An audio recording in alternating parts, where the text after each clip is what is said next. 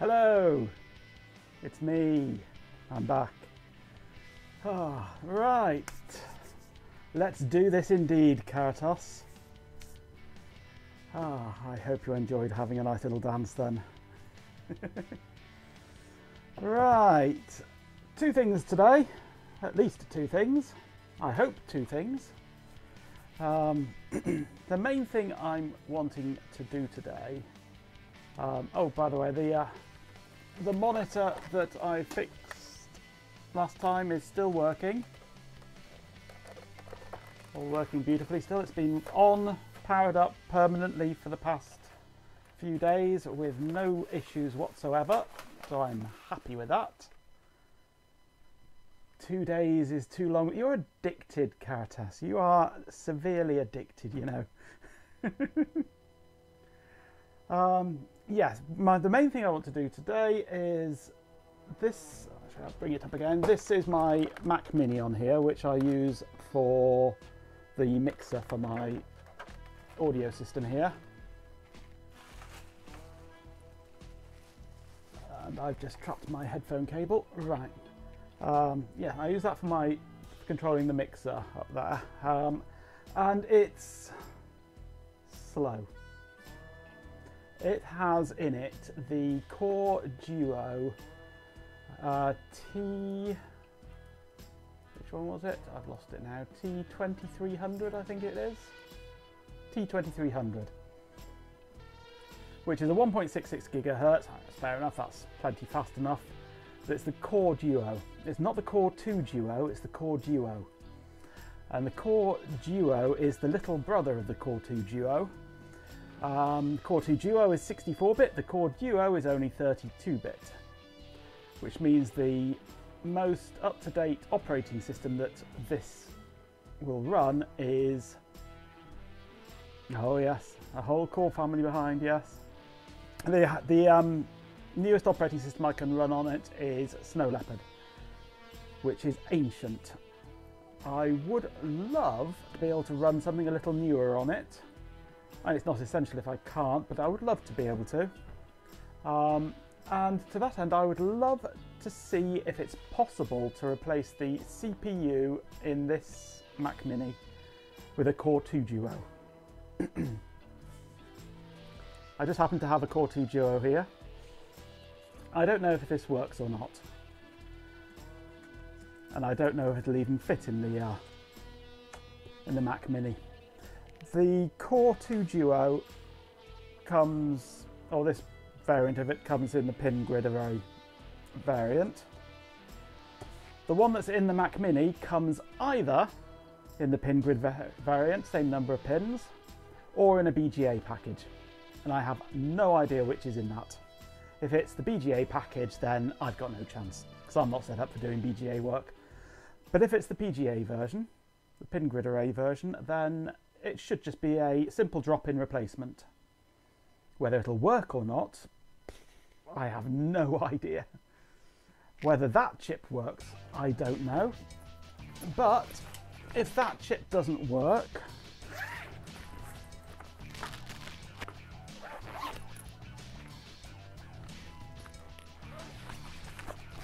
there's one in here that does. And this is an old Dell laptop with a dead battery. I mean, the laptop works fine, it's just got no battery power at all. And I just don't use it. And it's a Dell. So I have no qualms about taking the CPU out of this if I need to. In fact,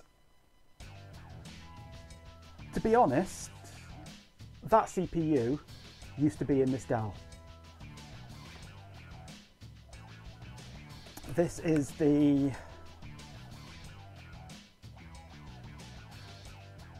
I have no idea, model PP18L, whatever that means.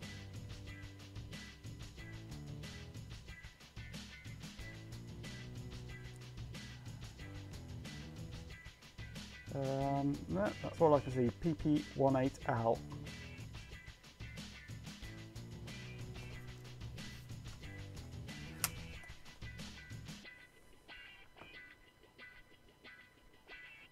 Ah, D630 there.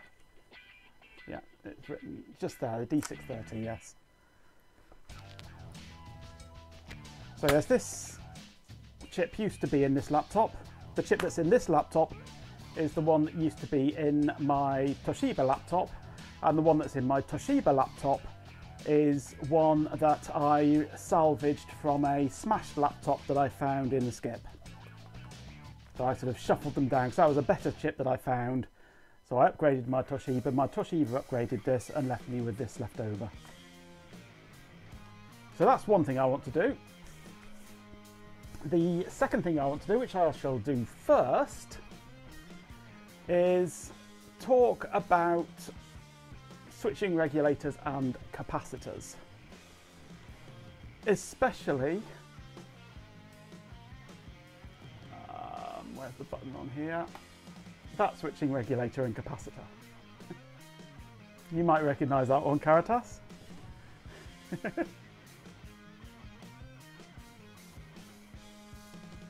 I promised you through other channels that I would tell you why this capacitor here failed. Let's get me a... why that capacitor just there failed. And what the effect was and why replacing it fixed the card.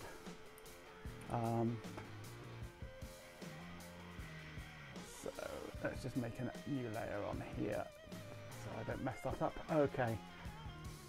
You're not getting royalties out of this. You can shout out your channel if you like.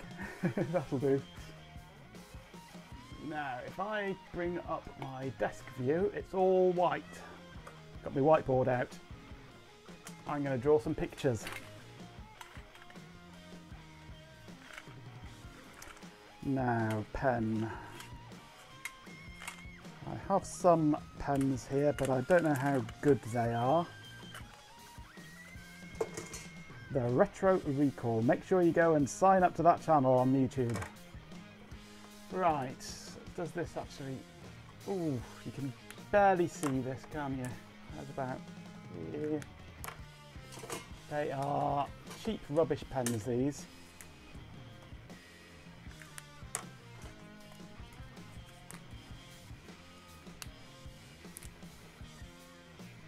Yeah, some sort of work, some are a bit faint.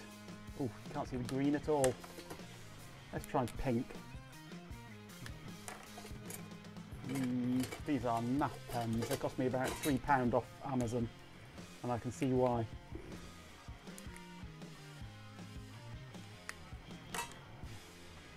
Right. There's one other pen, which is the one that came with the whiteboard, which works. Right, I'll use that. Okay. Right, the basic premise of a switching regulator is, well, is that it's switching. You have a power supply coming in, and that goes through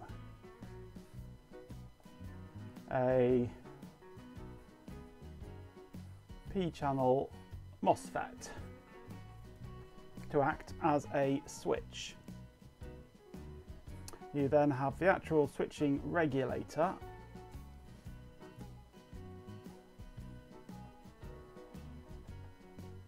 which controls it.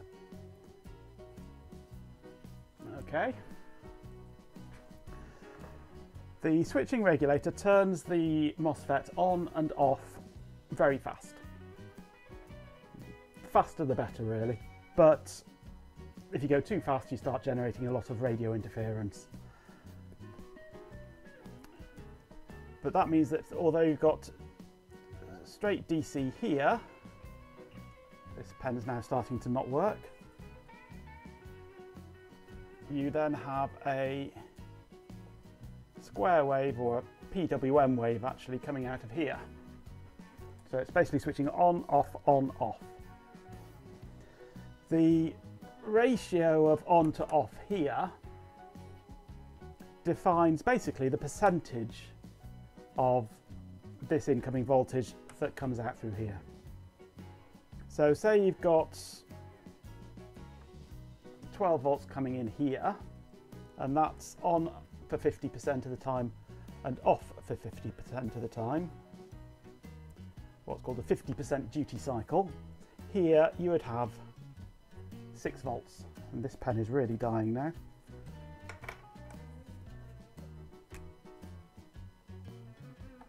And these are really no better. You can just about make that out. Okay, so basically that ratio there is defining the ratio of input to output. There's also usually, let's put this here, at the output, a pair of resistors to act as a voltage divider to feed back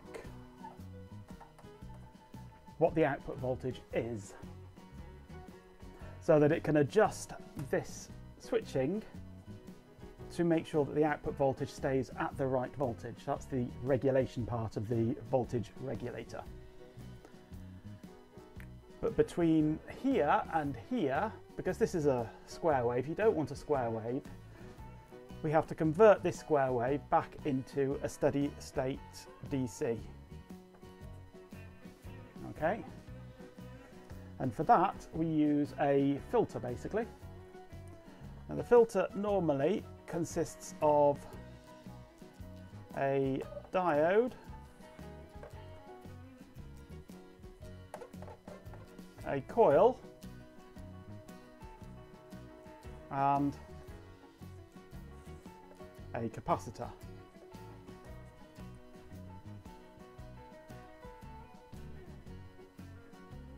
That's your basic switching regulator layout.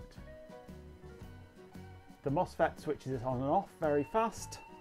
The diode, coil and capacitor act as a filter to turn the switched signal back into DC. Now if we switch back over to here, we can see all these components on this card just here. Now I can't make out exactly which is which here, but there is obviously 2 switching regulators because there are 2 coils, coil 1, coil 2, and they will be being driven by a single switching chip that does both. It's quite common to have one single chip doing multiple channels of voltages because it's cheaper having it all integrated.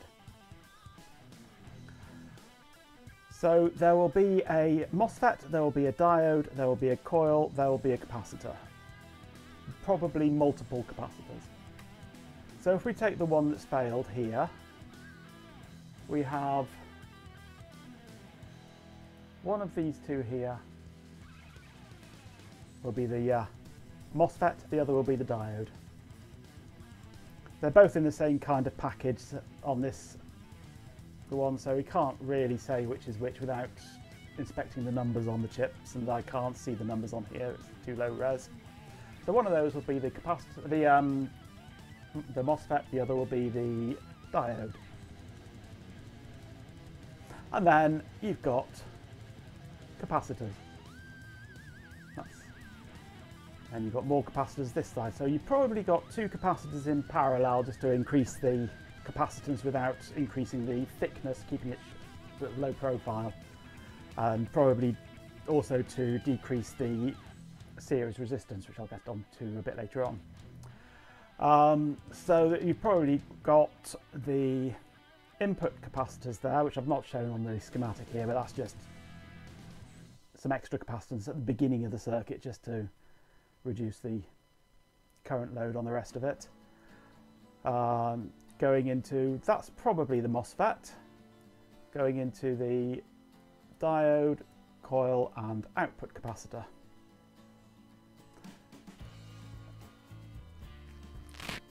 And that one there is the one which failed, and that one is probably failing as well. And those two are probably, though I can't guarantee it, probably in parallel.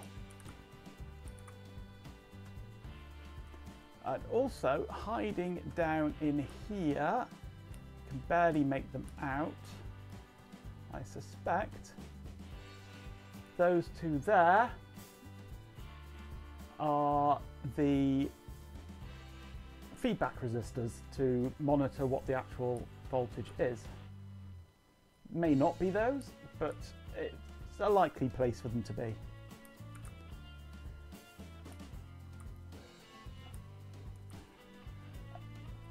Your is normal to have two different capacitors. You mean these two here were different, were they? Or are you saying these ones compared to these ones are different?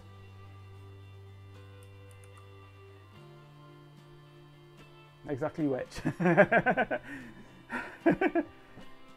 Those two are different?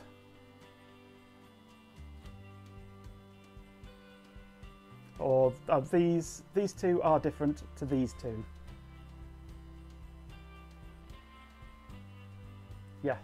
You're saying yes to those being different to those. I hate delays when talking. In that case, yes, it is normal to have different ratings. Because they exist for different purposes.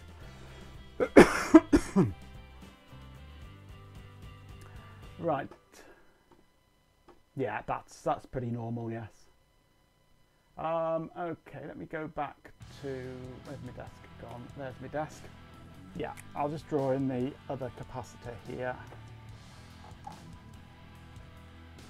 So you've got input capacitors, output capacitors.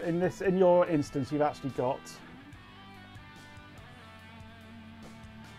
more like this.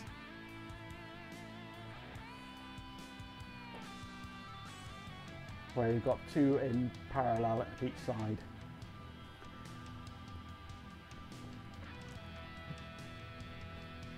So the reason for having two in parallel is not only to increase the capacitance without having to use a sort of a longer capacitor, I'll call it. I shall get to that in just a moment when I talk about how the filter works. If you increase the capacitance, chances are the actual height of the capacitor will increase. So by having two capacitors in parallel, you can keep that height low, which you want for a graphics card, but increase the capacitance. Also, every capacitor has what's called the effective series resistance, which is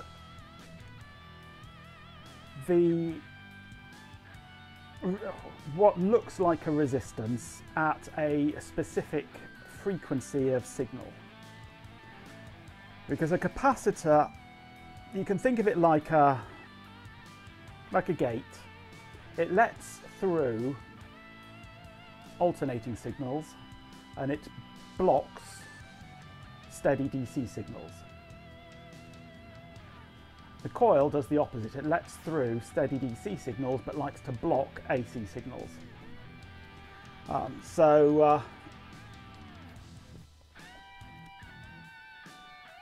What you get is at this point here, you don't get, as I've drawn it here, just a steady state. What you get is, as the switching signal goes high, the capacitor charges up, and then as it goes low on here and the rest of the card takes power out of it, starts to drop down. And then it switches again, comes on and off and on and off. So you get, let's draw another.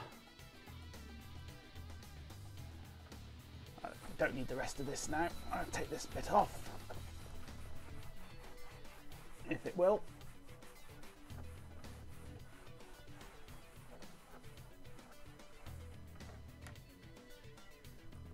let's have a quick graph.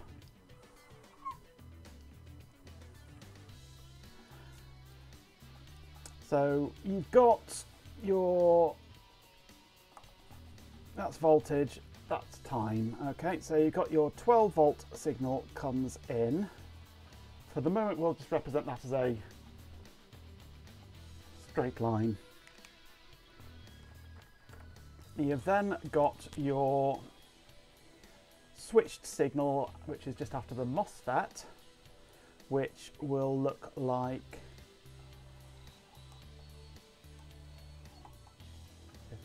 you can see this on here, not very easily. A square wave which goes between the full 12 volts and down to, focus please, thank you, down to 0 volts. Okay. Then you have the output voltage after the filtering, which would look like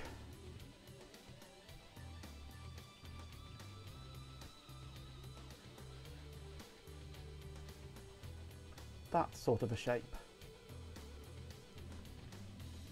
So it's around 6 volts, but it's going up and down, up and down, up and down, depending on what the actual square wave is doing. And that is so hard to see. Is that better? That's a bit easier. So you've got an average value, which is your 6 volts, for example, or 5 volts or whatever, we'll call it 6 volts. But the actual signal is up and down all over the place, which is fine. The capacitors are what's trying to keep that as small as possible. Now, this dropping here is where the MOSFET is off, so all the power is being provided by the capacitor. Okay. So the bigger the capacitor, the more it can store, the longer it can go between sort of power-ups of the MOSFET. But the more power that the card requires, the further this is going to drop down to then have to charge back up. Because while it's off, the only source of power is the capacitor. So the more power the card is using, the deeper this is going to drop each cycle of the switching. This signal here is called the ripple current, and that is mostly going through the capacitor. You've got coming along here, you've got, let's clear that bit out of the way.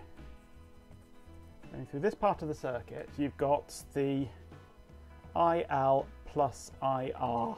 Okay, that's the load current, which is what the card is drawing out from this end, plus the ripple current.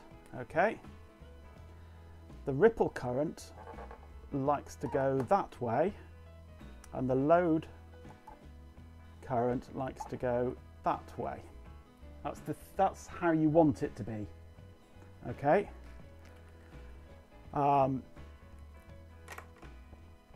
Because the more of the ripple current you can get to go down here, the cleaner the power is here. Okay. But that ripple current has to go through the capacitor and is affected by, as I say, the effective series resistance. Okay. And you can treat that just like a resistor for that ripple current. And you can apply simple Ohm's law to it and simple power calculations. So you can, if you've got an effective series resistance of, say, Well, let's bring up an approximate ESR.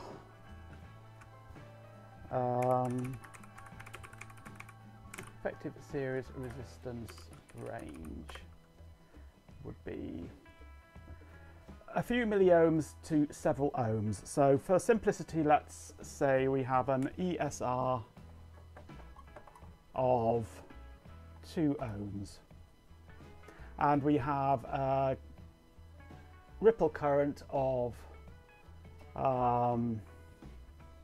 100 milliamps,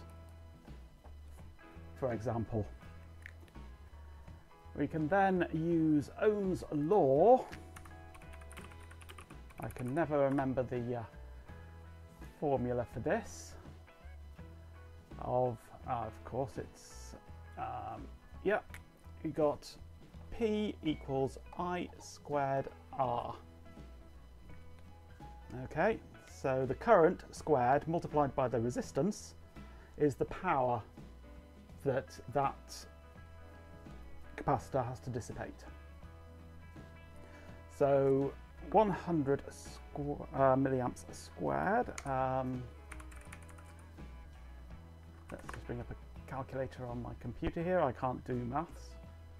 So 0.1 times 0.1 times 2 is 20 milliwatts of heat. So 0.02 watts of heat that capacitor has to dissipate. So by having 2 in series, in parallel, you're basically halving the effective series resistance, which means you're effectively halving the amount of power that the capacitors have to deal with. Now, when the capacitors fail, which they basically do from getting hot, the more ripple current you have, the more stress and heat the capacitor has to deal with. The more it has to deal with, the sooner it will get tired and just give up. And I don't blame it. So when it does, it can't store as much power. So coming back to our graph here, your nice little ripple current now becomes much more pronounced. It drops right down because it just can't store enough power anymore. The more current the card draws, the further down this gets, of course, and there will be a point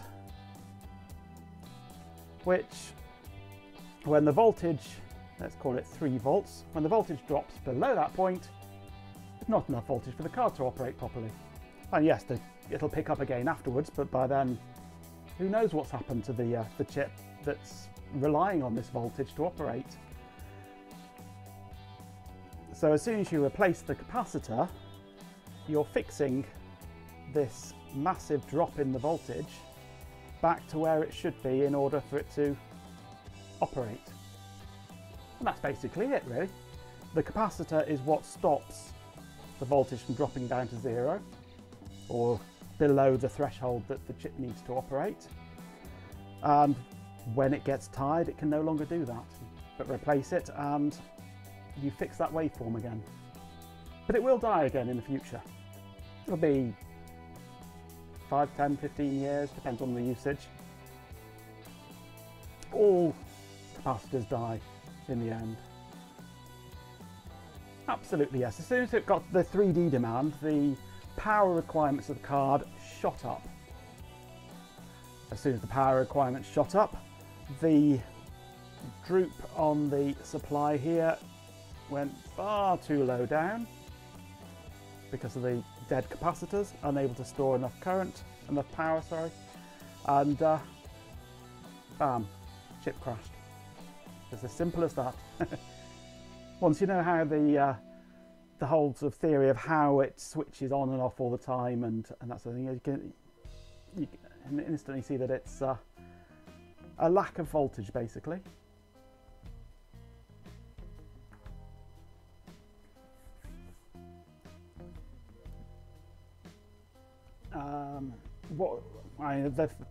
There is of course this feedback circuit here, so it would have also pumped up the voltage that it was trying to generate, because it would think that the average voltage, because this was dropping so low, was far too low. So it would actually pump up the voltage that it was trying to generate, and then you probably end up as well with higher peaks up here as it charges up to a higher voltage to try and compensate. So you end up with even more ripple current going through here, which causes the capacitor to then get even more tired and exasperated. And all that extra ripple current going through the coil causes, and a coil is basically an electromagnet, and with it switching on and off, it's basically creating a huge magnetic field, which causes the coil itself to then vibrate and squeal, which you've heard with your modem. You're pressing on the capacitors, which caused the capacitance to change, and thus the ripple current level to change, and the coil was screaming basically.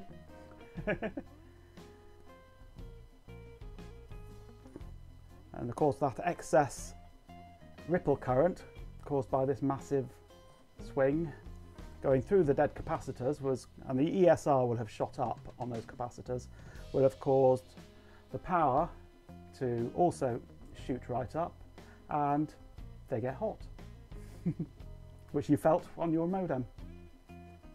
The capacitors got hot. So that's basic switching regulator 101 for you.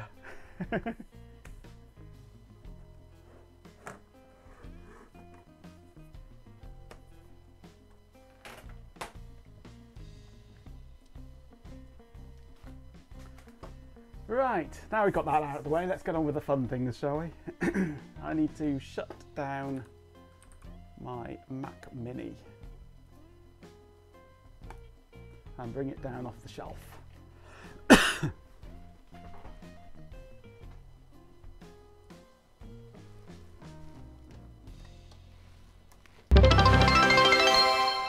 Oh, thank you very much.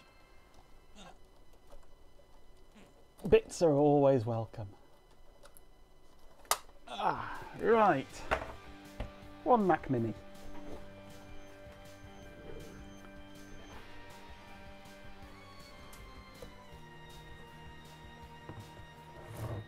Right, opening a Mac Mini is a bit of a black art, but I have had this one open already because I've upgraded the memory. But I didn't take the step of looking at the processor while I was at it, which was a bit silly. I should have done that. I did think about it and then just never got around to it. But I have had this open, so it's partially opened already. You've got a bit of a gap on the back here. But opening these is slightly tricky if you don't know how. And everyone has their own method. But basically, all the way around here are dreaded clips. And you can't get to said dreaded clips. But I use a Stanley knife. Or more accurately, I use Stanley knife blades for this.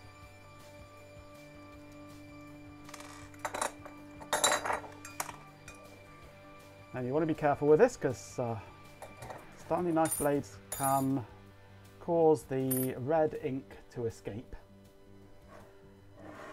Now, what I do is I take a blade and I just insert it down into the side. They go in reasonably easy.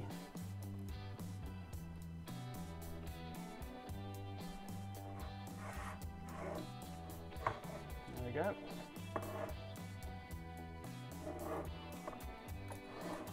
And then we'll do the same on this side.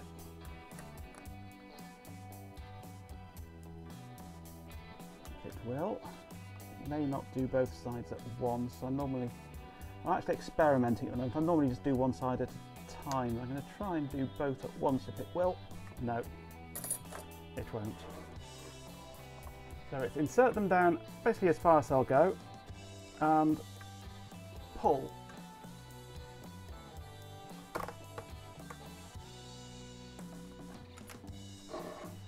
And it pops out. You need something which is not flexible and is very thin and quite wide, and I find these are the perfect tool. Some people use a paint scraper, but I quite like using these because they are so very thin at the edge. And then we do the same on this side if we can.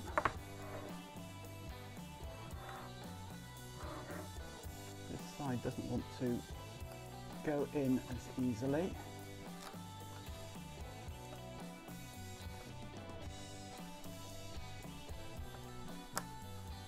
That doesn't want to go in at all on that side. So I might do the top first then. I can just use one here. There we go. And then just work our way around. And there we go.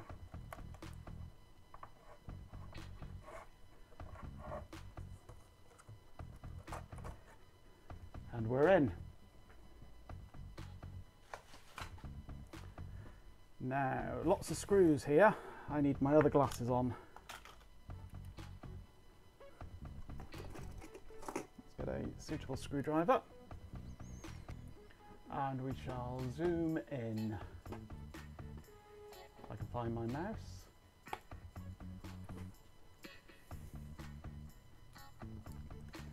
Okay, so first we want to remove the Wi-Fi antenna, which is, let's turn on my middle light again. Two little plastic clips here, just squeeze them, it pops off. And then there's 4 screws in the corners.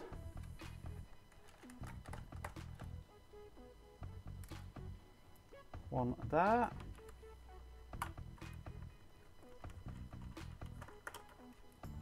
One there, which is a longer one.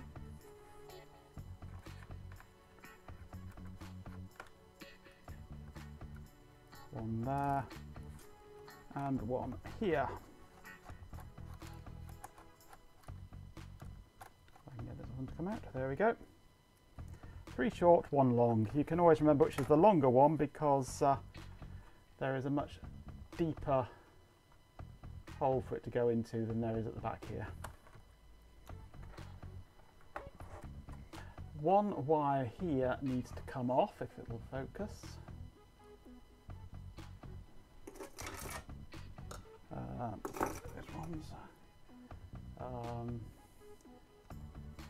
This wire just here, it's black on black unfortunately, but there's a little plug just here which needs to be pulled out. If it will. Let's try the screwdriver. There we go. That one's out.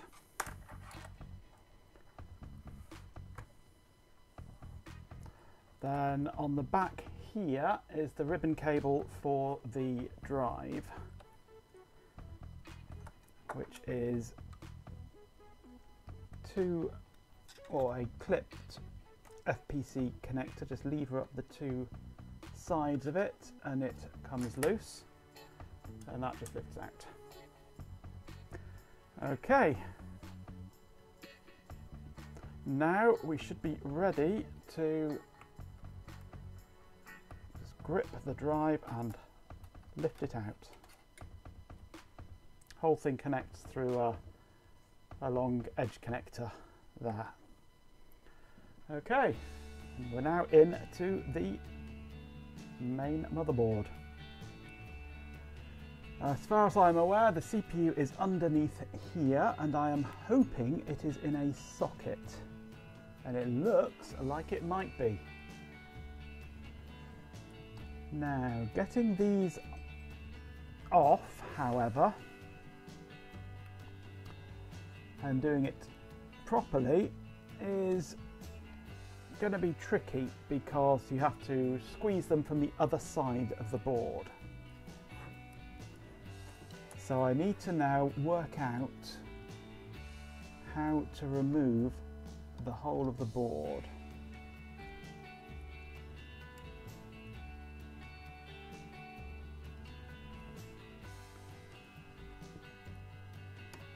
And I think I just need to remove this standoff here.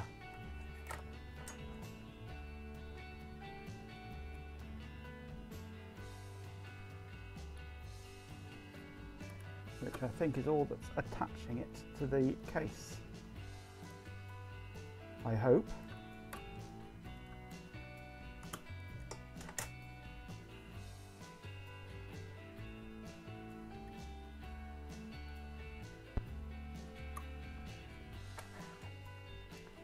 Come on, undo.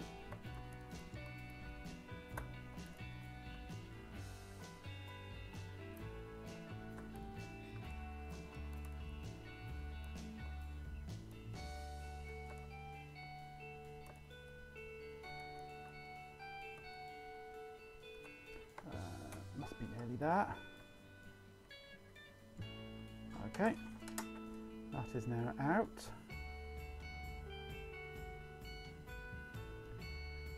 Notice there's a little strange device on the front there which is going to remain. I think that's the speaker. So I shall want to remove this clip here, this connector.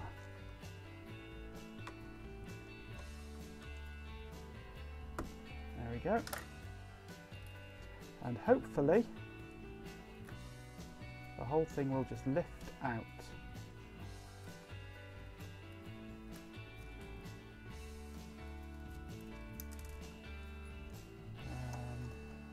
There we go.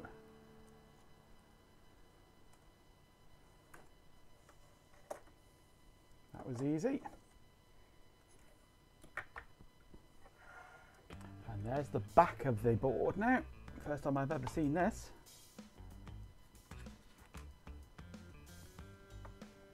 Looks all pretty usual.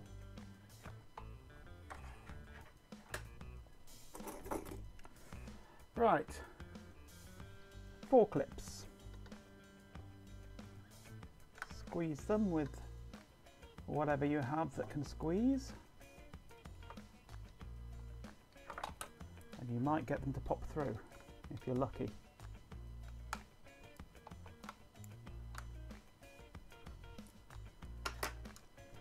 Sort of half done it. There it goes. One gone.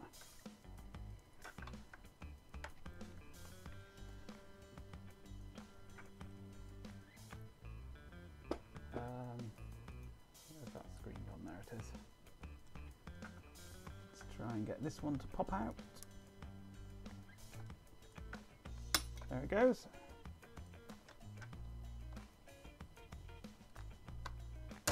Whoa, didn't want to do that. Don't think I hit anything, that's okay.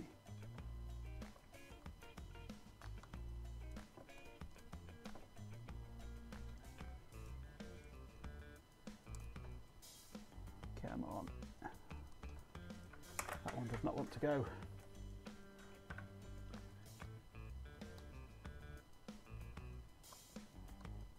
Come on, squeeze. Squeeze.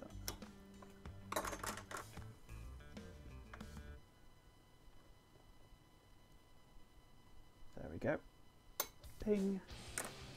One left.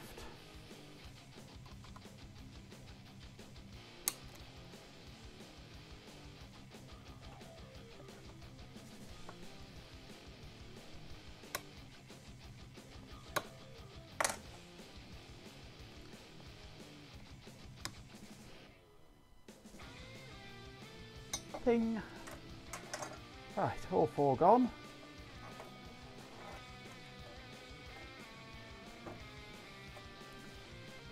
have our chip in a socket. A little temperature sensor.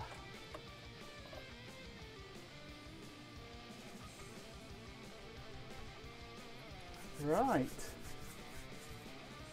Now to get these out, you undo this little screw here through 108, or about 90 degrees-ish. Yeah, 180 degrees it goes.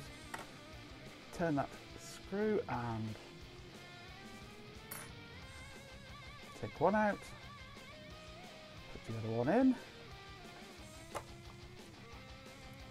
And do it up again. There we go. As easy as that. Will it work? We shall find out. Now, unfortunately, you can't turn on a Mac while it's disassembled. You've got to put the whole thing back together again, pretty much. And we don't have to put it back into its case, thankfully. But we do have to reconnect the super drive and everything for it to work. I will just add a little bit of thermal paste. It has its own strange goop there. So I'll just put a little bit of thermal paste on anyway.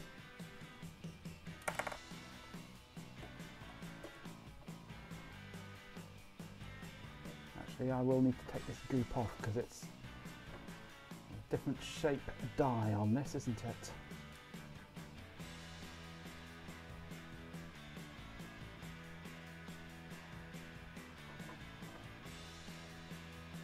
I'll need to just scrape this back a bit, get rid of the ridges at least.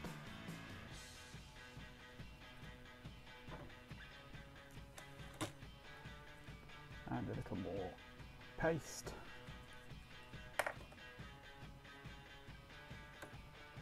Okay.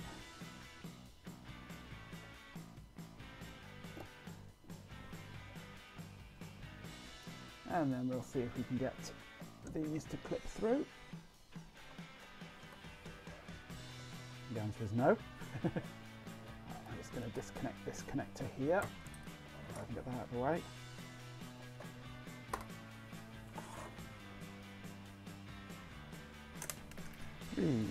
That went ping. Fortunately it bounced off me, so I caught it.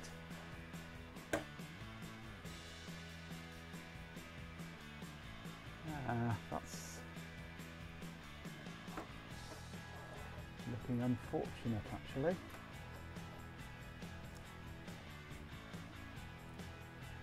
I think this has just sheared off its anchor point things, which doesn't make me happy, but I shall deal with that momentarily.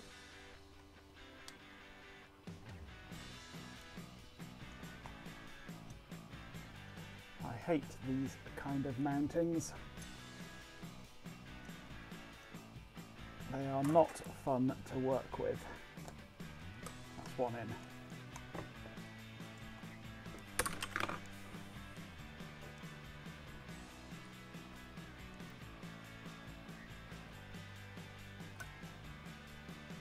That's two in.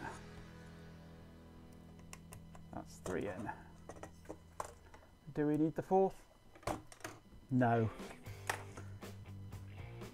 Certainly not yet anyway. Right. Actually no, we might need to put it in the case.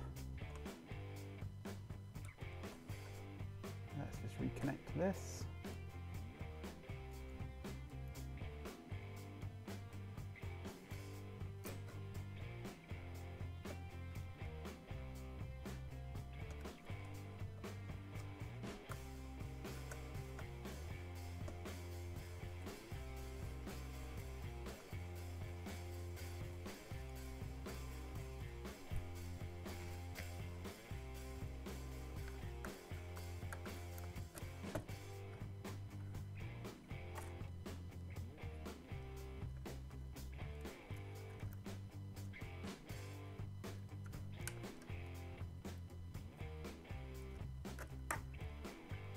Okay, and we shall reconnect this connector.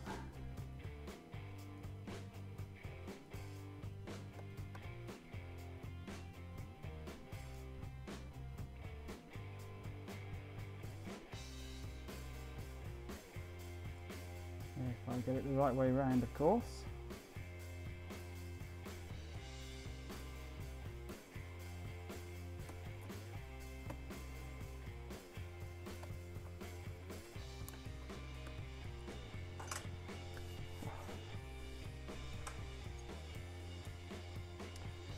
Okay, the super drive.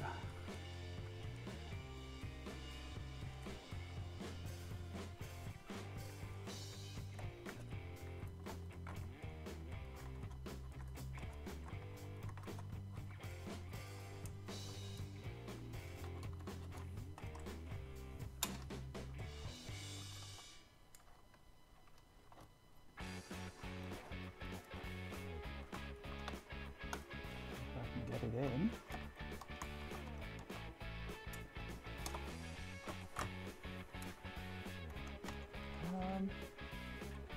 Oh, hang on. Have I put... I think I put the heatsink on sideways. Possibly.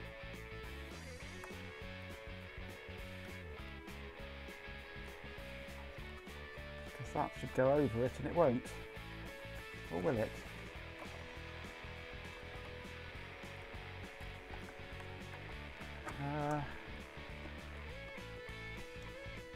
Yeah, that's on sideways.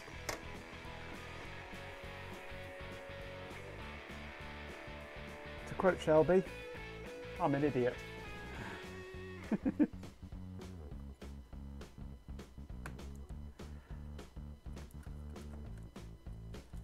Let's try this again. Rewind.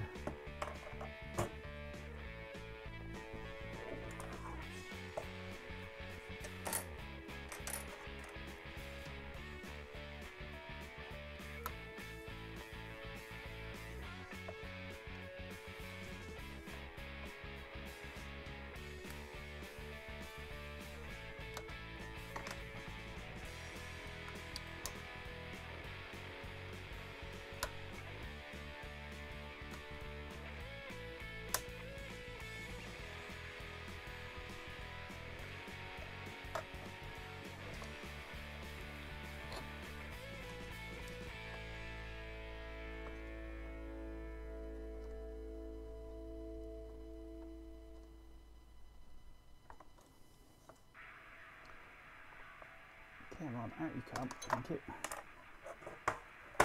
As the fins have to go this way around, because the airflow goes that way.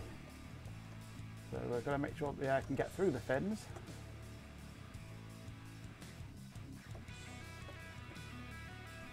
And that goes that way around.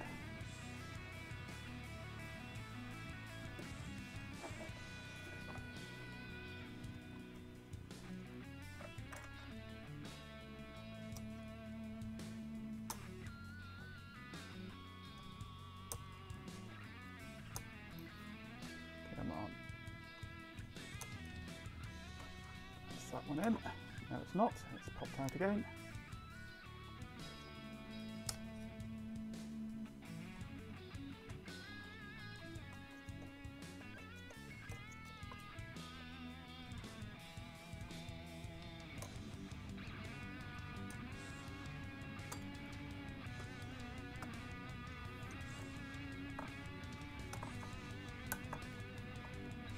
Come on, through you go.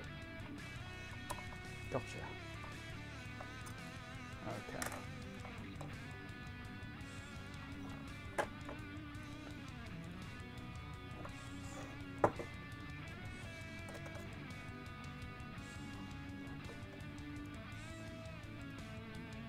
Let's just separate these out a bit, make the anchoring better.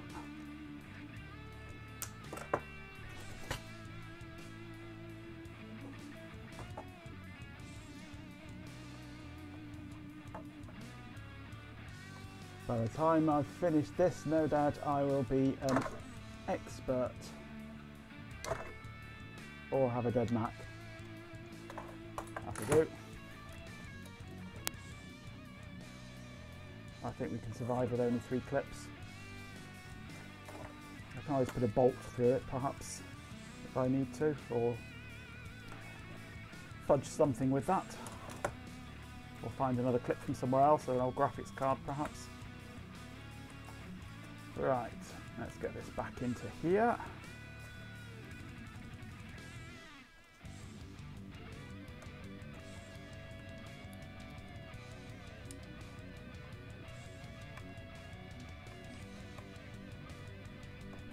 That. Back on into that. Right, now we might be able to get the super drive back in. There we go. It fits now. Get this up that channel. Okay, and we have to connect. It was indeed. Here is the original, the Core Duo. It is now a Core 2 Duo.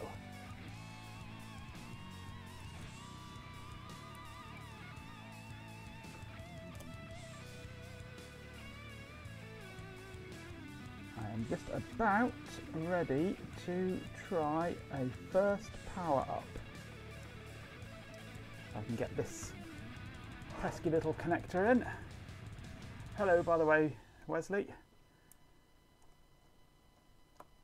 It's good to see you here. Shame you can't stop.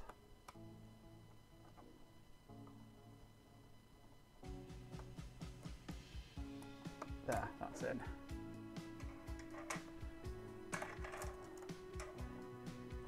No, I don't do BGA work. I don't have the facilities or the skills to do BGA work. Well, I might have the skills, but I've never tried, so I just don't fancy trying. Let's just reconnect the drive. Pop the clip down, and we might now be ready to try it.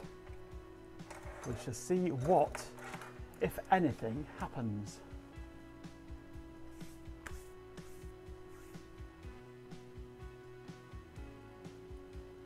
I have, yes.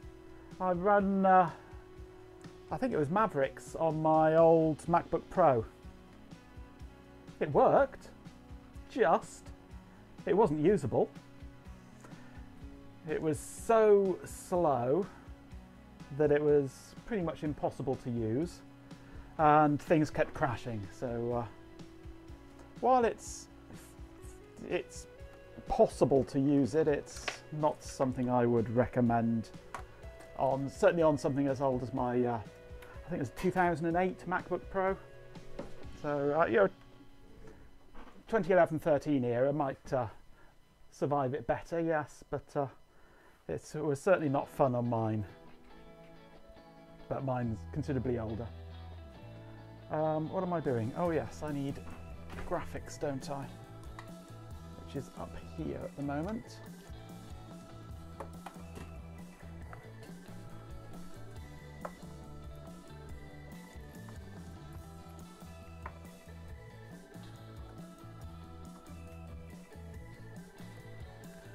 There's graphics. Let's make some room on the desk here. Move these screws over here where they're safer.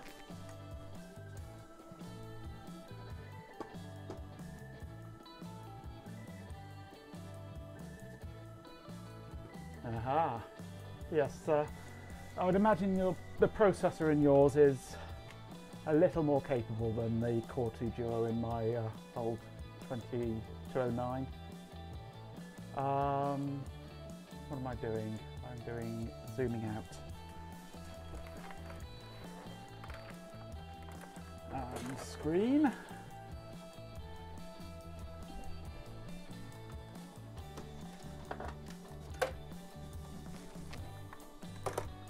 And mouse. Oh, and I'll need keyboard, one sec. Oh yeah, that will be a little more capable. And keyboard is that. Yeah, I'd be more than happy running it on something of that sort of spec, but not on my old thing. As I say, it worked, but yeah, it was just so unstable and unusable. No.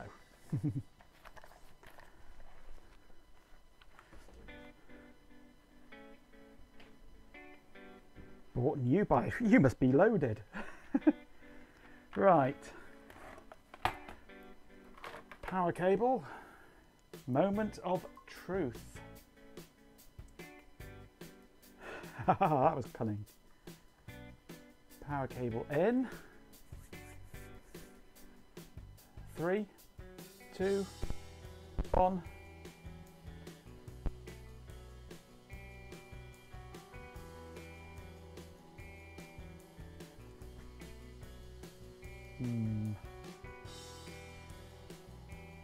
I can feel the fan.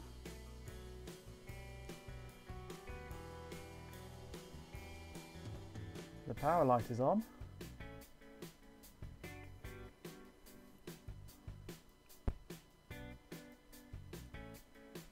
Not a lot happening.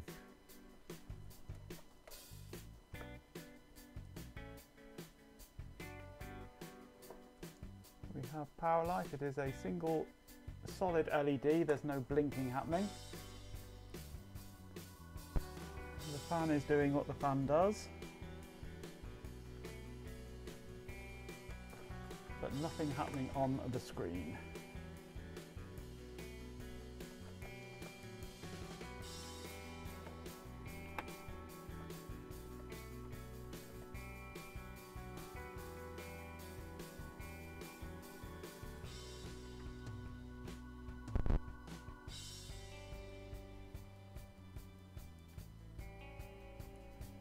Right.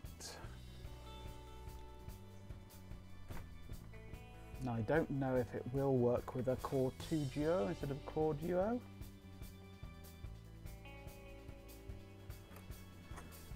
But we are achieving nothing here with it.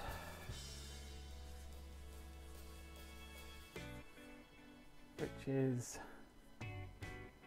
unfortunate.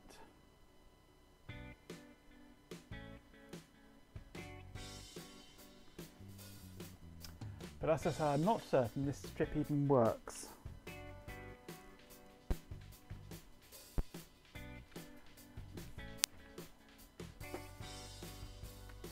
I'm just going to quickly ask Google. Mac Mini 1.6 gigahertz CPU upgrade. I don't know if the CPU works.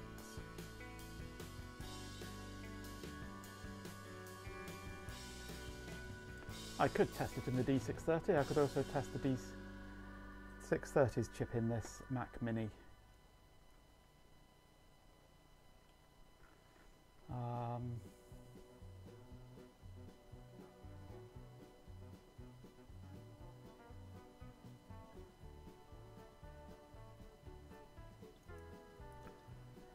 Let's just quickly read this thread.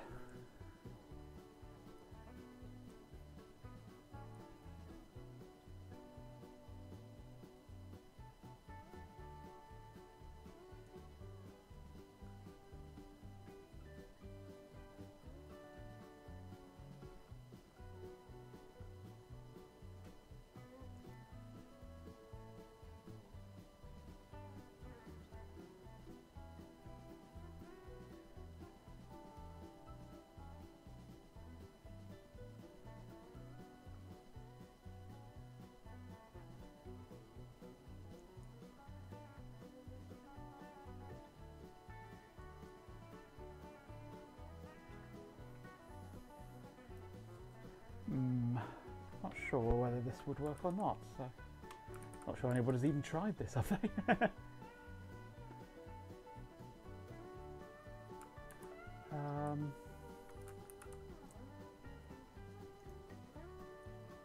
What was I looking at? Intel.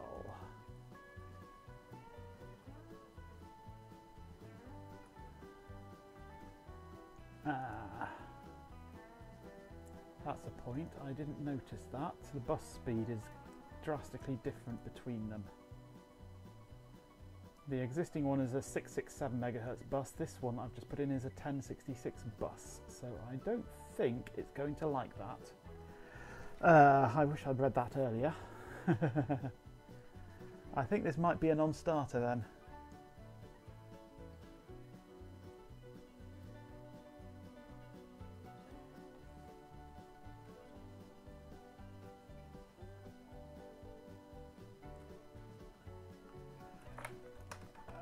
That's a pain.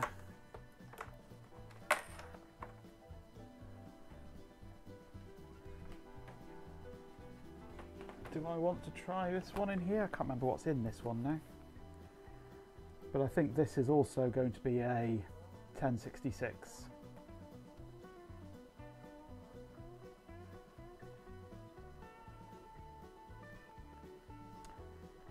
So I don't think that's going to work. Right.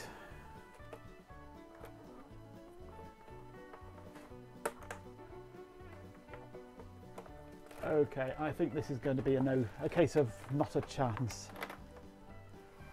Gonna have to put the old one back in. I think that's the only core duo I have.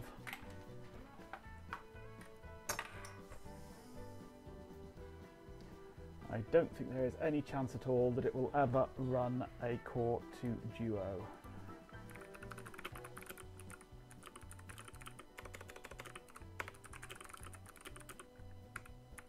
Let me just ask Google one more time.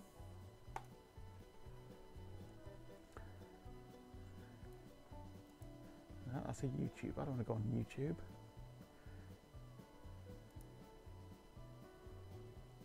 CPU upgrade options for 2006-2007 Mac Minis.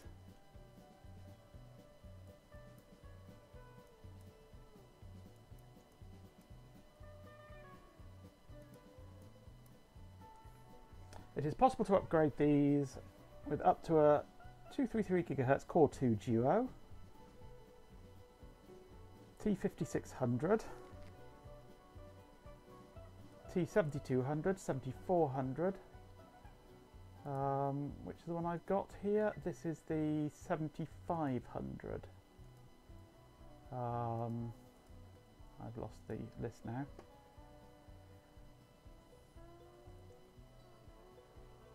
It's listing the 7400 and the 7600, but not the 7500.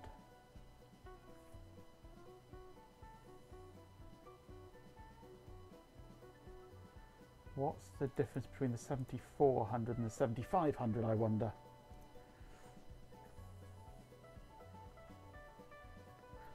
Bus speed, 667. Right. So within the same family of processors, there are multiple bus speed options, and it looks like I have to have the 667 option. Now, I have no idea what is in the old Dell, and I don't know offhand, in the bag, don't think it is, where the power supply for the Dell is. So I can't power it up to C, because there is no battery life whatsoever. So I'm going to have to take the thing apart, aren't I? If I can remember how.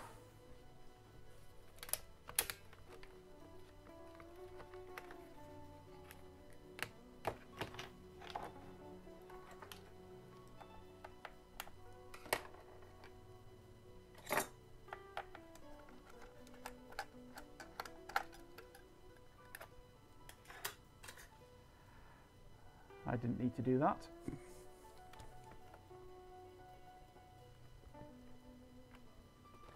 Let's take out the drive.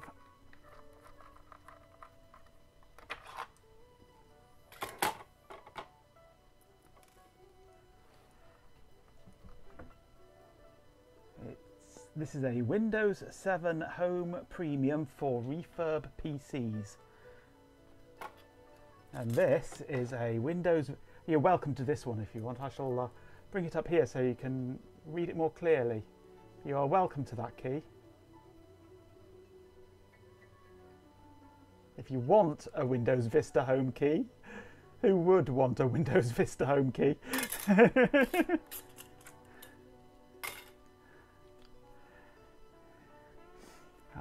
Right. Try and remember how to get into this. Let's start off by the good old taking off the keyboard.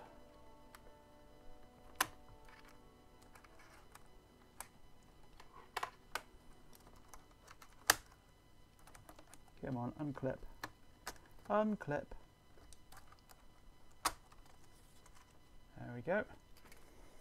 So I might be able to get to the CPU just directly under the keyboard on this. I can't remember.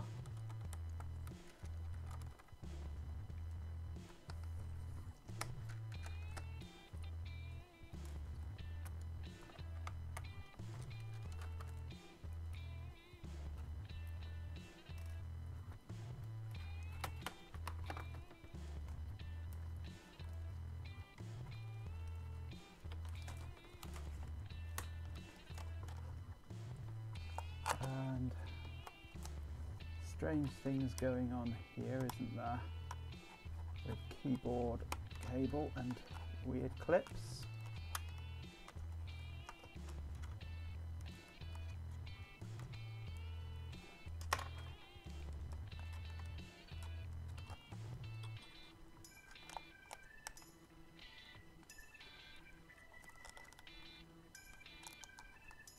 What is going on with this? Come on.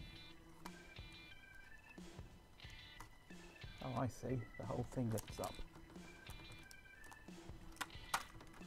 There it goes. Yes. This is a 5870 in here. T5870.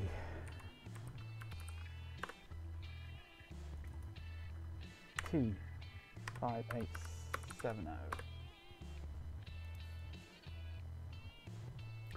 Oh, a little closer here. This one is an 800 megahertz front side bus. Still not the 667 of the one that was in there, but it is a little bit closer. I might try it actually, see if it'll just underclock.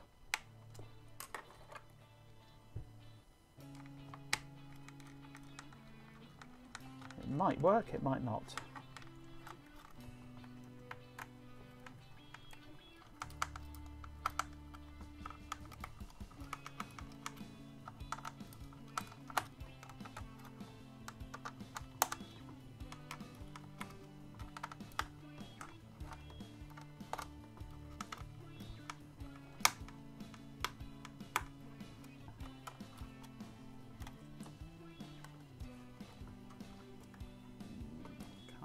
Out without dismantling the whole thing, can I?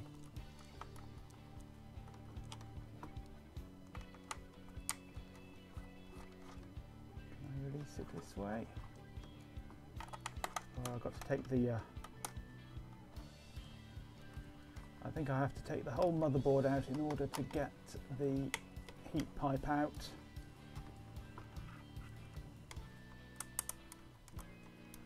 Unless I can just get underneath here.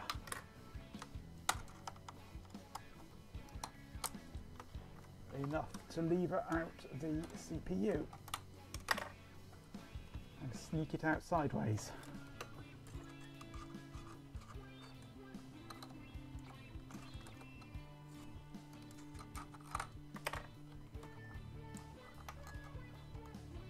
Ah, result, got it.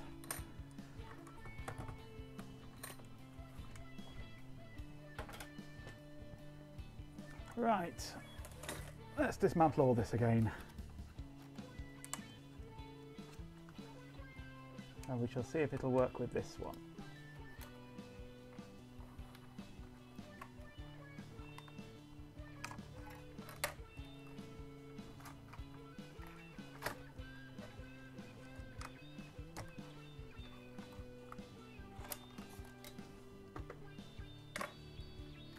Oh god, these clips again. They're not going to survive this, are they?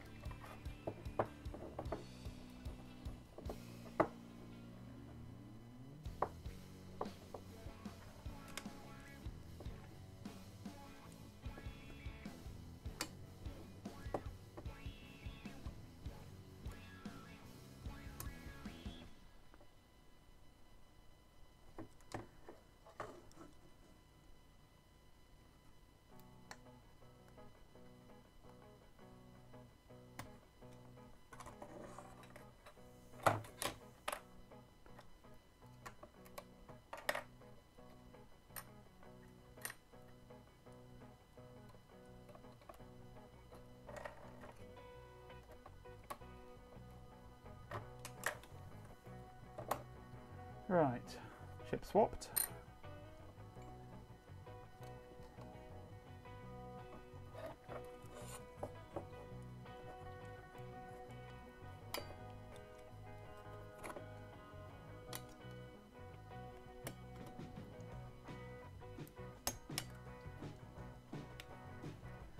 One in, two in, and three in. I'm a dab hand at this now.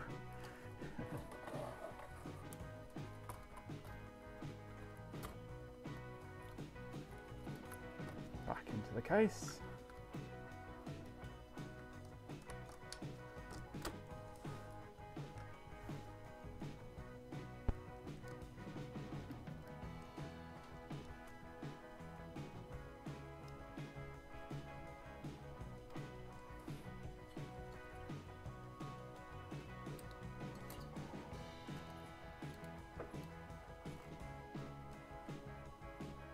Power switch.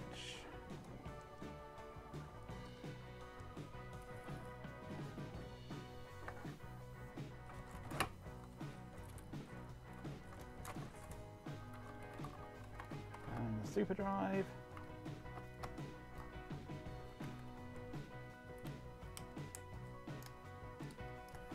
And the ribbon cable for all the I/O at the back.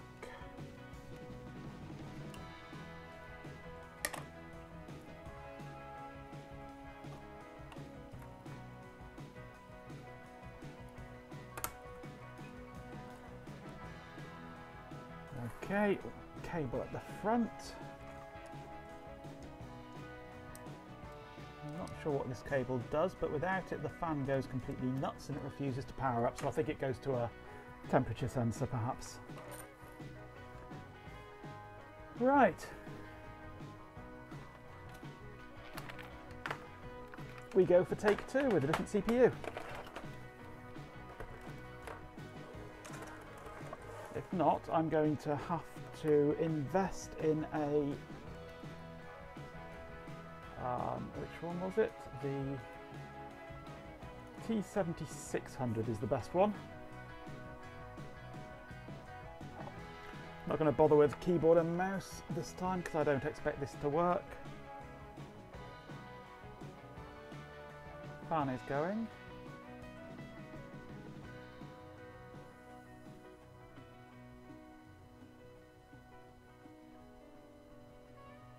Not a lot happening. Power LED is on, white and static. Nothing on the display, it's not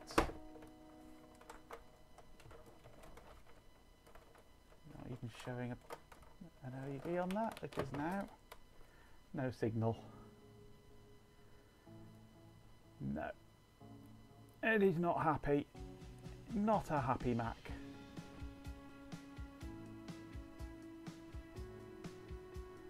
I think it has to be a 667 front side bus.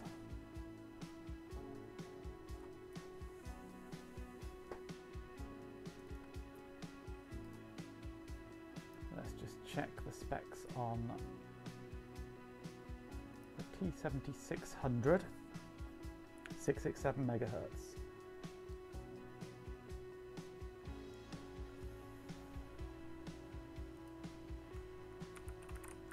Can I get a T7600 cheaply enough?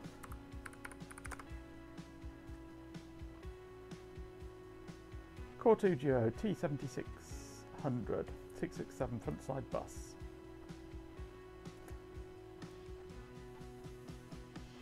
Free delivery.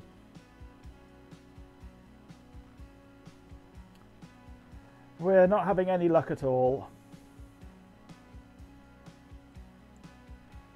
It's looking like it has to be a 667 megahertz front side bus CPU, and I don't have one. Closest I've got is 800 megahertz, which I've got in here at the moment, and it's not working.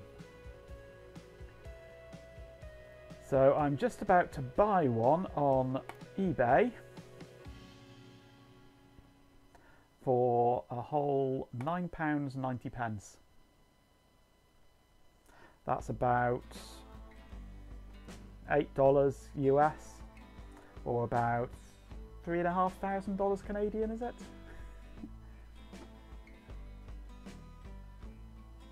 There we go, that's ordered. Right, I shall put back the original CPU and pray that the system still works. And then we shall have a take 2 of this at some point in the future when that CPU arrives.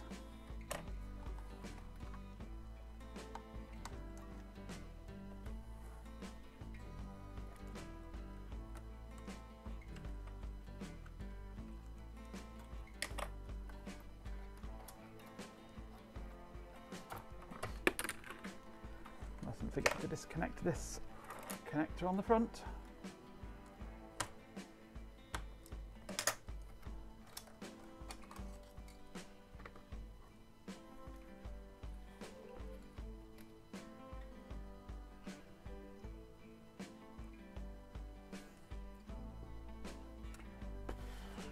Maybe something, but I wouldn't have the faintest idea what to do. I know on some CPUs you used to be able to trick it into thinking it was something else by hello camera, focus, thank you, by removing a pin or shorting 2 pins together or something strange like that, but I wouldn't have a clue with one of these.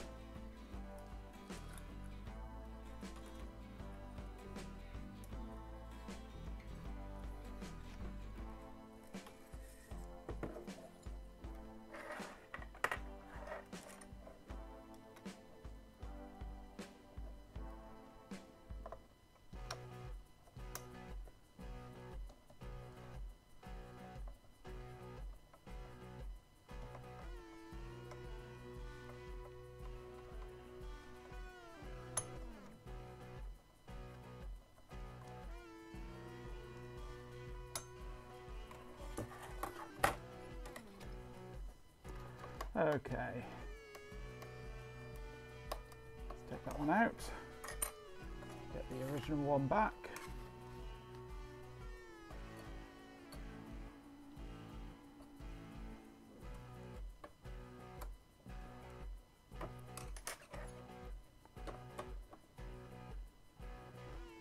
And just pray that I haven't killed it.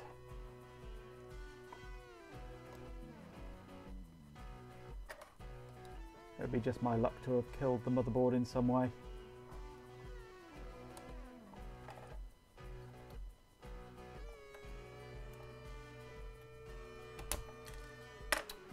Oh joy. Second one of those stupid clips is broken now. Leaving me with just 2, and they're both on the same side as well.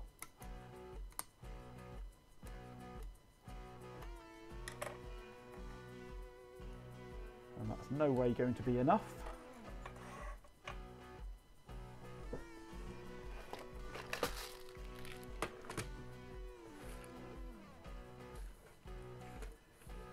You mean for the ones that I've got? Of a voltage range for the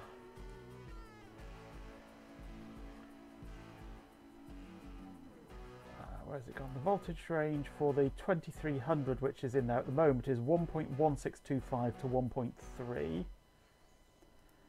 The 7600 that I was trying was 1.0375 to 1.3. The 7400, which I looked at, the 5870 that I just tried was 1.0 to 1.1. The 7400 is 1.1625 to 1.3. So they're all over the place, the voltages for these things.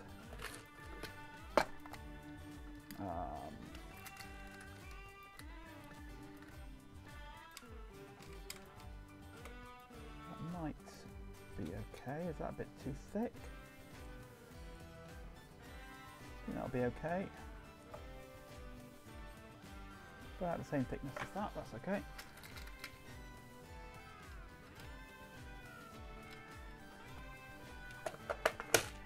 I could possibly get some off a video card. That's far too short. Those are. I'm just looking at using a couple of bolts.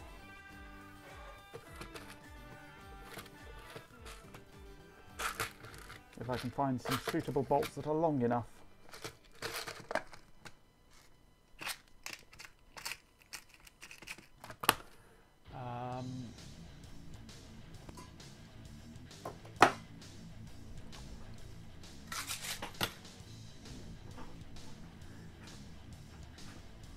Both. They are very brittle plastic, little thin flimsy things, and they just snap.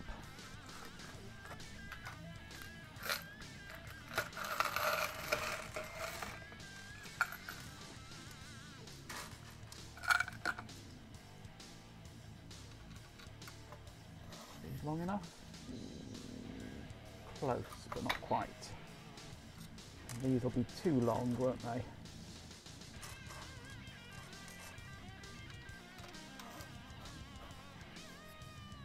Oh, they might do the job.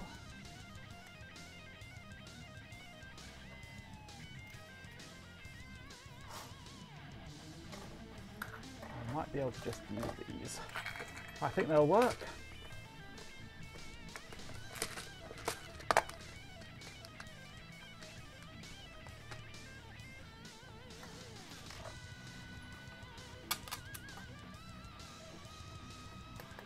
Apple are too cheap to use bolts. There's absolutely no reason why you couldn't use bolts on these.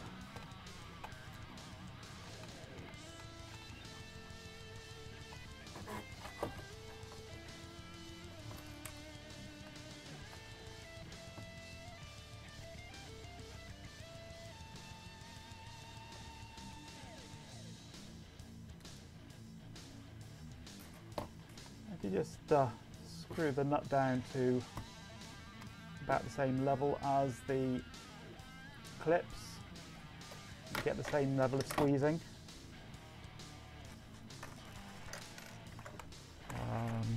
What have I done with the other spring? There it is. That's only just proud of the top of there, so that should be okay.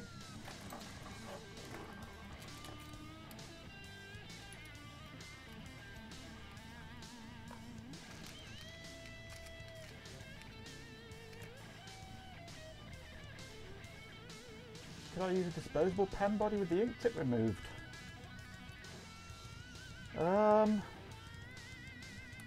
I'm not sure that I could. Because I shall show you a close-up of one in a moment. They have a splayed set of barbs at the end, and it's those barbs that snap off.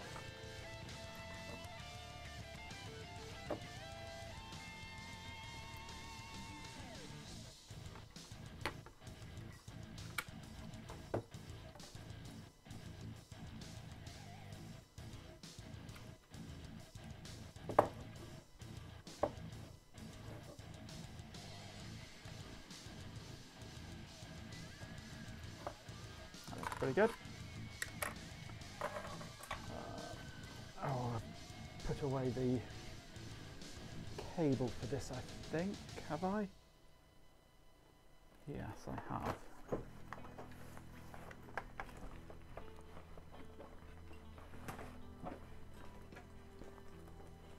I got one here? Here's one. Okay.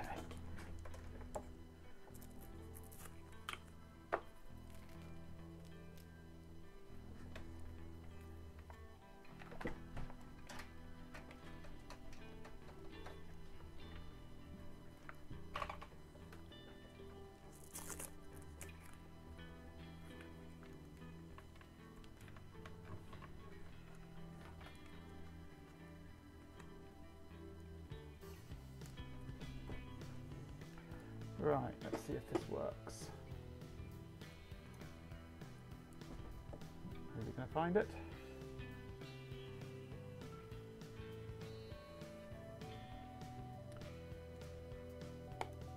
Come on. There it is. It's found it. Okay, this is how they look. And it's those little plastic barbs, they just shear off, they just go walkabout. I get one of the broken ones. Yeah, the whole of the tip of it is just gone. They're just so thin and flimsy and brittle. And of course they're getting old and they don't like using it. I don't use side cutters. I'm not even sure where my side cutters are. I use professional tools like a screwdriver and forceps. Back to there. Right. I much prefer having screws in instead of those. They should do the job nicely.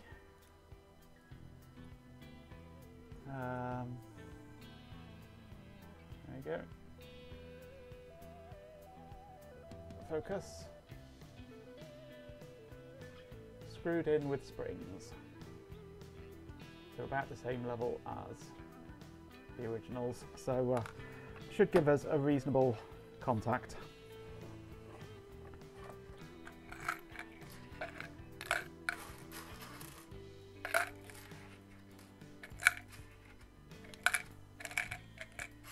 I've used that trick on graphics cards before now, to reattach heat sinks that have lost their clips. As long as you keep the springs in there, it doesn't really matter how you attach it.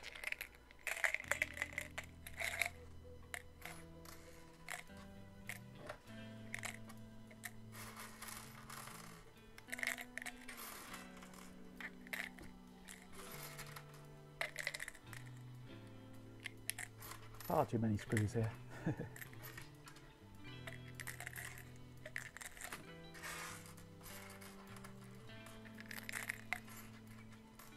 These are M3 screws, by the way, in case you want to do it yourself.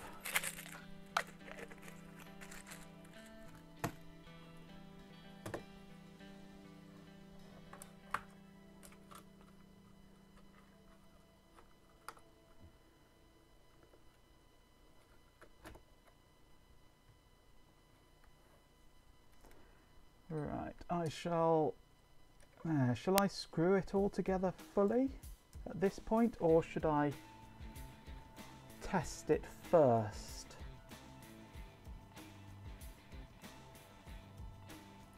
If it doesn't work, there's not a lot I'll be able to do about it because it's a Mac. So stuff it, I'm just going to screw it straight together.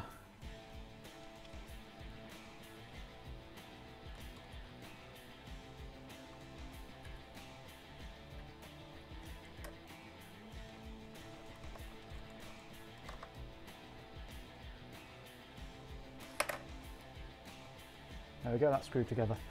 Right.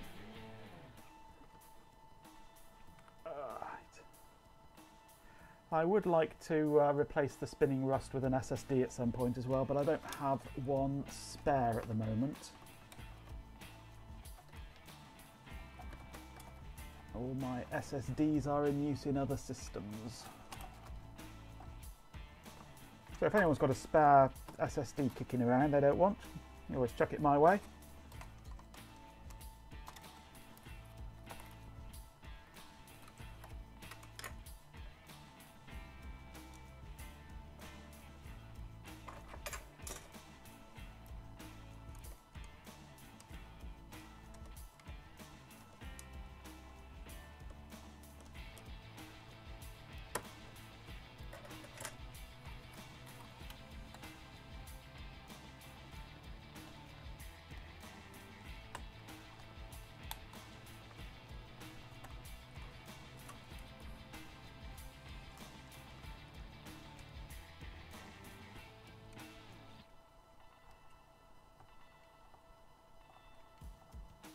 Okay, that's all in.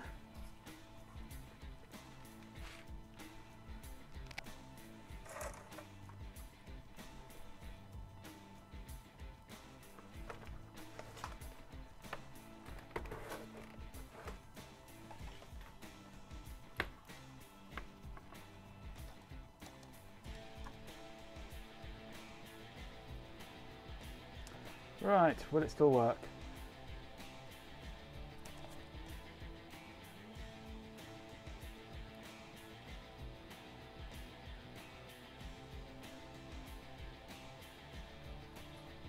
If I actually turn it on, it might. Bong! It goes bong! And we have a happy Mac.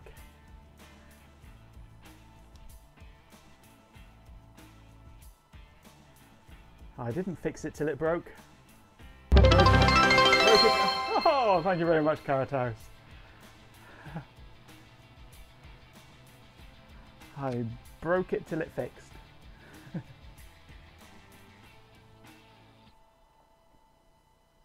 And we're in. Right, that's still working. I'm happy with that.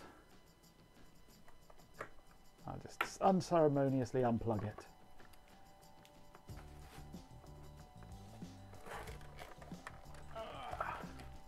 I can finish putting it back together again now. So we'll go through all this again in a week or so's time when the new CPU has arrived.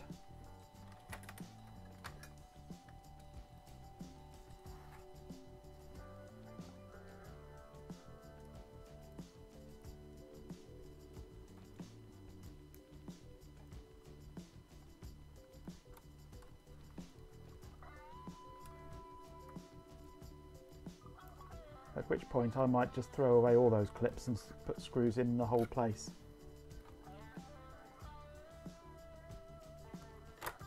Longer screw in the front right hole.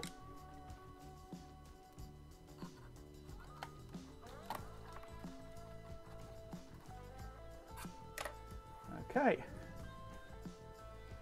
I think that's everything done. On with the lid.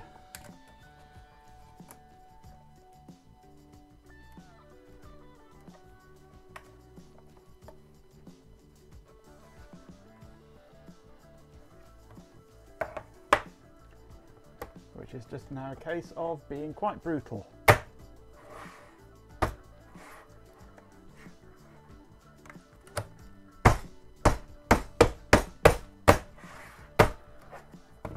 And we're back together again. You can never get this back bit to clip back together properly.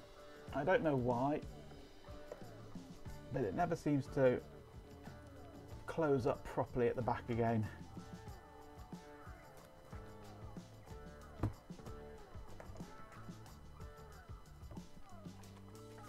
Let me just try wiggling things a little with a blade.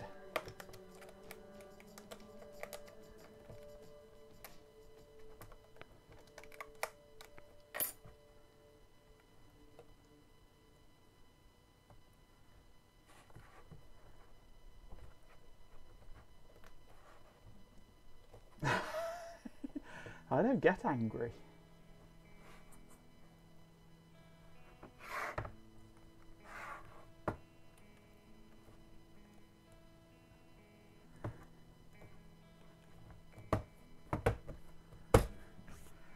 That's as close as it'll ever get, I think.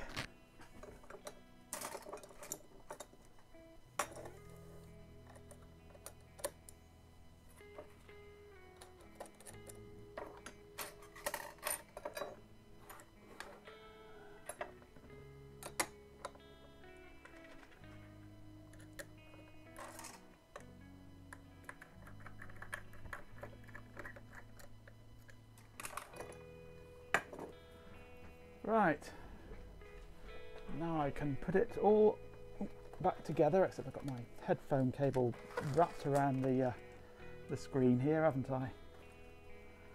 How have I managed that? It's managed to go through the screen. Ah, that cable's not going to anything, is it? There we go. I can now put this back up on the shelf where it belongs. And we're back to exactly how we were in the beginning. We've got network, we've got power, we've got firewire. Those are the important ones. I power it up, it goes bong. Tuck it away up there amongst the rubble.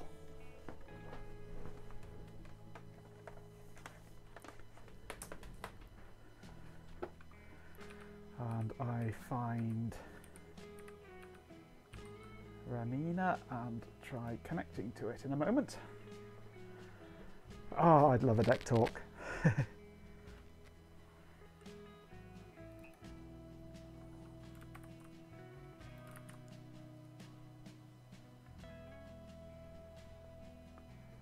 And once I've sorted out my Amiga and got that doing everything that I want it to do, that'll be able to speak. So I might use that.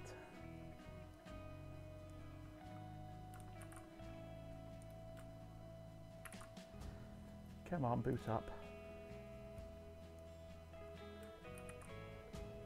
Unable to connect to the end. Oh, there it goes. It has connected.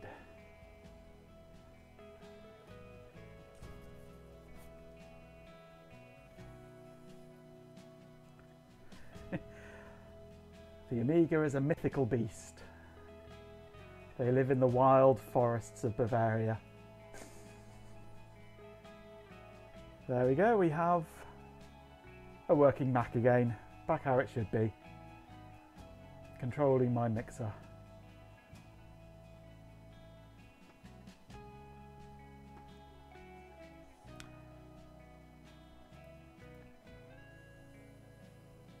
We did absolutely nothing other than explored the internals of a Mac Mini and discovered that it's locked to 667 MHz frontside bus. And improved the mounting of the heatsink. But yeah, we did nothing. But I suppose I should put the Dell back together again, shouldn't I? Before I lose bits. I found at least 2 ways to not upgrade it.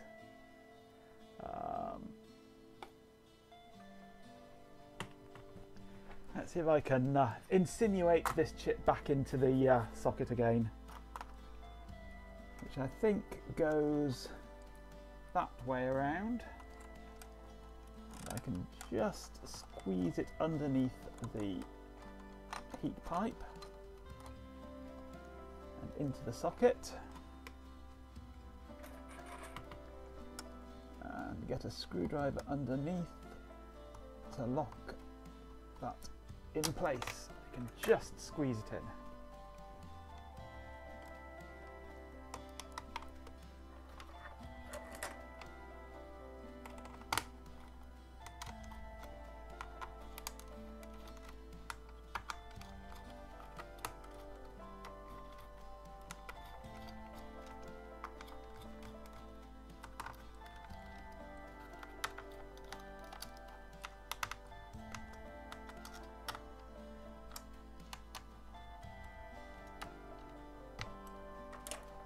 Right, then a little screw. Oh, that screw is already in there. That goes there. Then keyboard.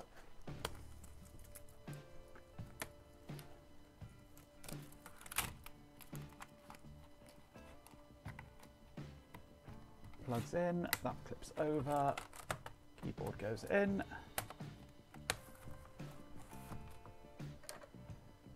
Three screws to hold it down.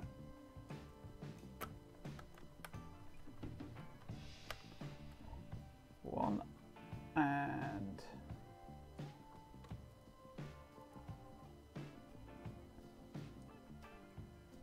come on. Oh, yeah, so I get it in the hole, not in the screw next to it.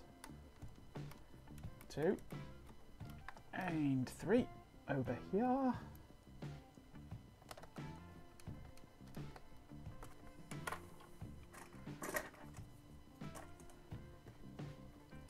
And front plate.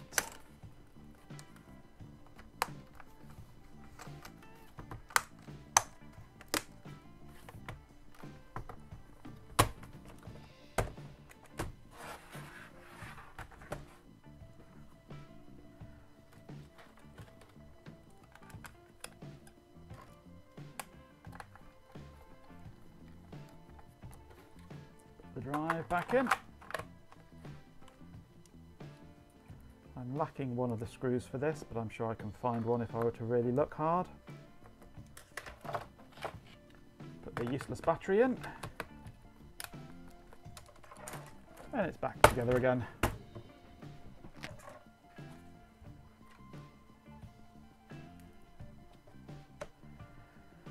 Right, job undone. What's next then? What is next? What else can we do now that we've failed to do that? I know what I'm going to do. If you can give me 5 or 10 minutes, I'm going to go and make a cup of tea because I'm thirsty. So I'm going to put on my standby screen and leave you with the music for a few moments whilst I go make a cup of tea.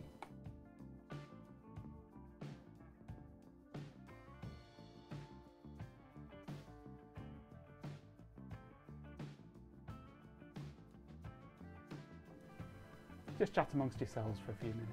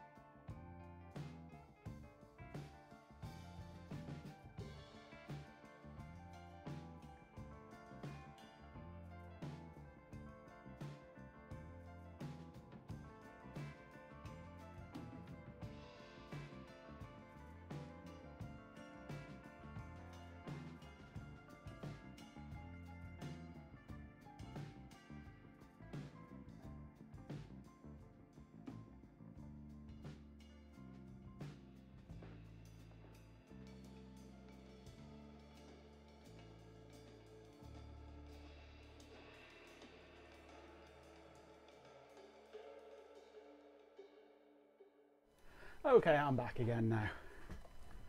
Alright.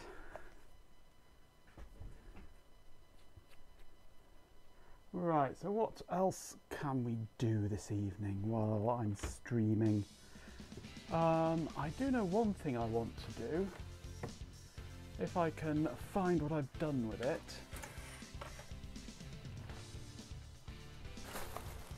What have I done with it?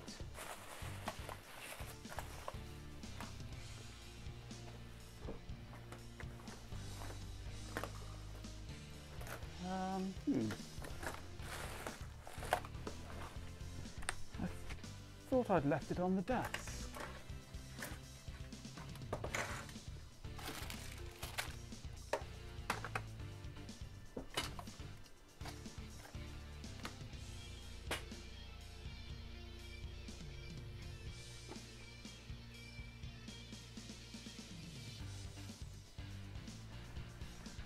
I have lost what I was going to do.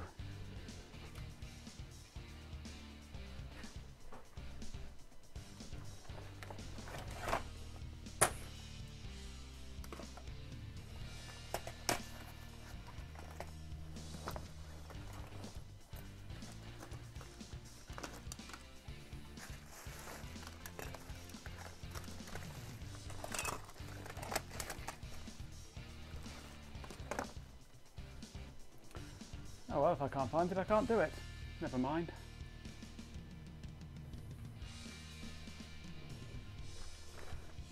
That's strange, I had it earlier on.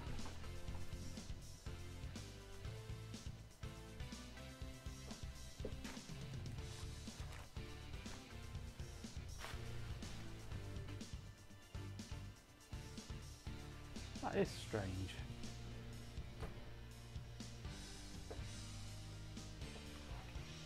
Flame War, oh yeah. Brewing tea on stream. Not just any tea. Oh, I found it. It's under my desk. That's what I was looking for. This is Aldi's finest green tea, this is. That's what I was looking for there. Right, what that is if I can just unscrew this.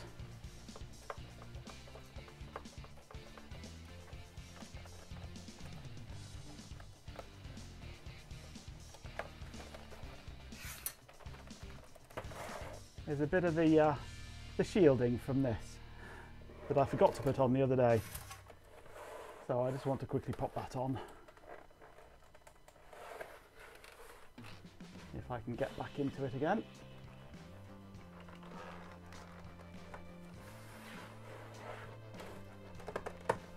That's the end to start with.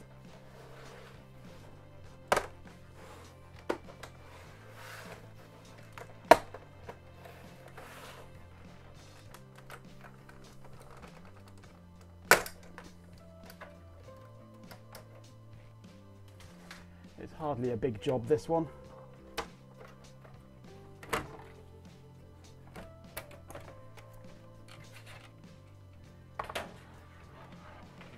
It's just a bit of shielding that clips on over the input here.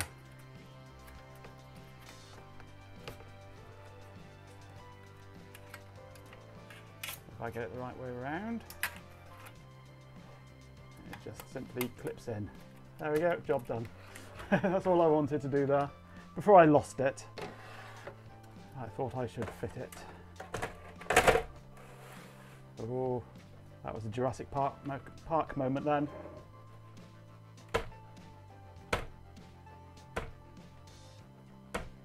Oh, dinosaurs are coming.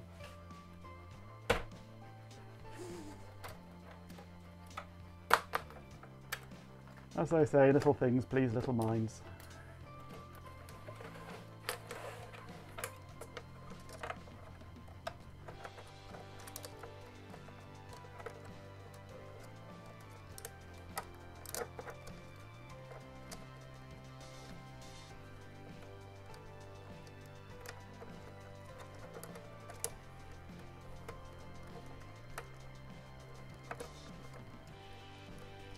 board, get in.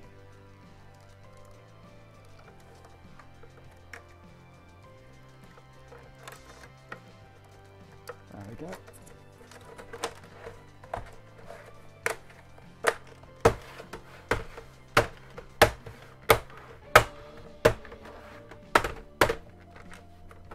There we go, job done.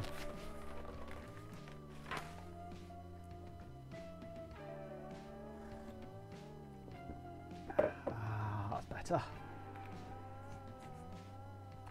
Right, well, I've run out of ideas now for tonight. And the night is yet young, it's only 9 o'clock. What shall we do now?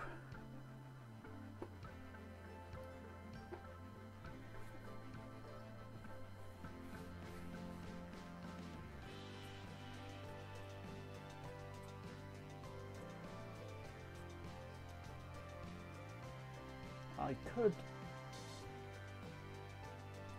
Well, I can't even come up with any options. I'm thinking I might get the... drag out the Cyrix system and see if I can get Rebel Assault working on it. That might be a bit of fun. Do a bit of DOS gaming. What do you reckon? Is that a good idea or an absolutely atrocious idea?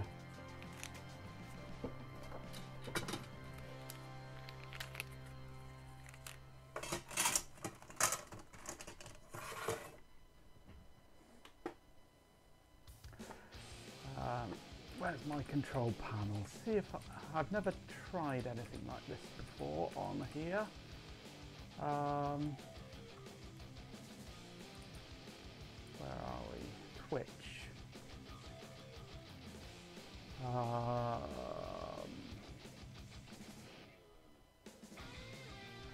Where is it hiding?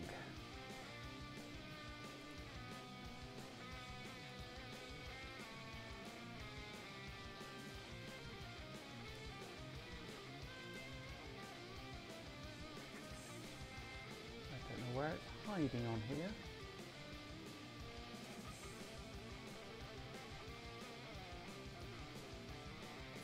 Maybe it's under here somewhere.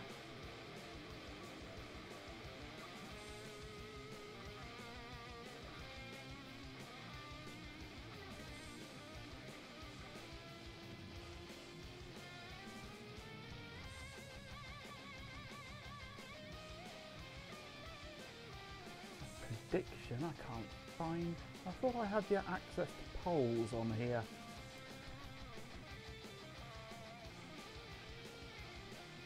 But maybe not. You're back again. Right. Okay, now you're back. Shall I drag out the Cyrix system and see if I can get Star Wars Rebel Assault working on it?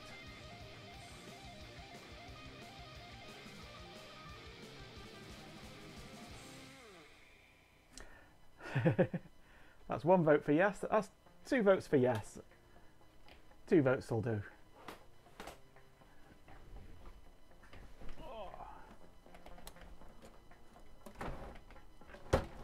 I'm not sure what hardware I've got in my Cyrix at the moment, but I think I've got it set up on its default arrangement at the moment.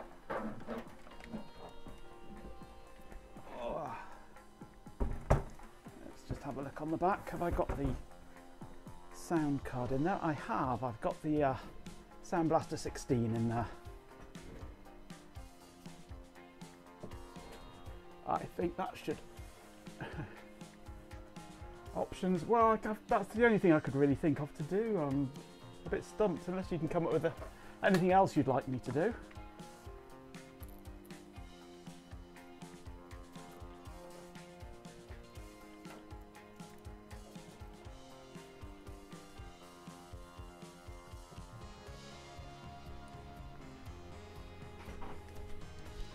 Need to get some bits out of the cupboard.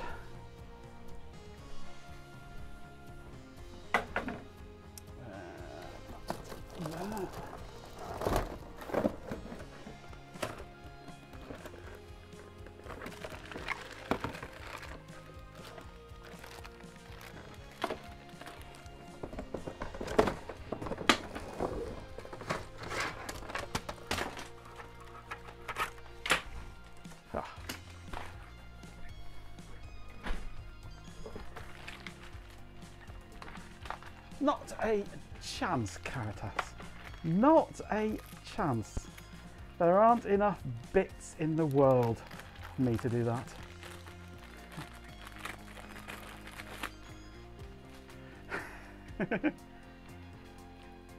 I don't really want a Scamjet 4C. I'm not a HP junkie like some people. Right. Keyboard is in.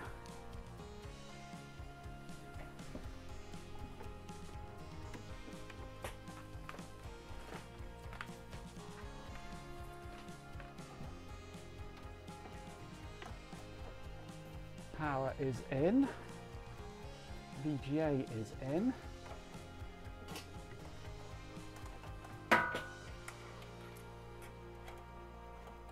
Audio is in, although I don't know if it works.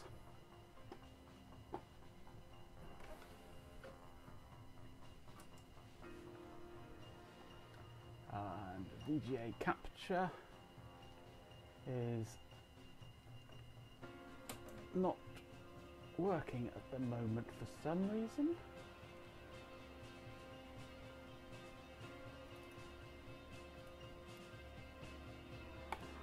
There we go. Ooh.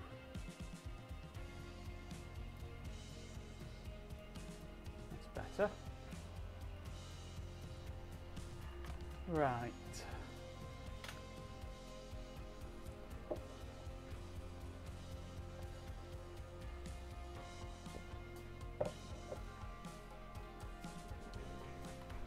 And now I need Rebel Assault.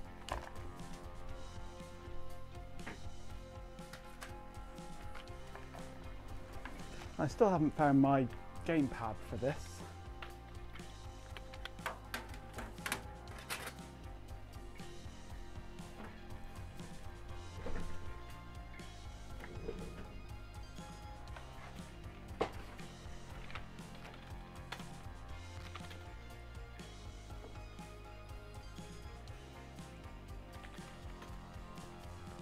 Okay.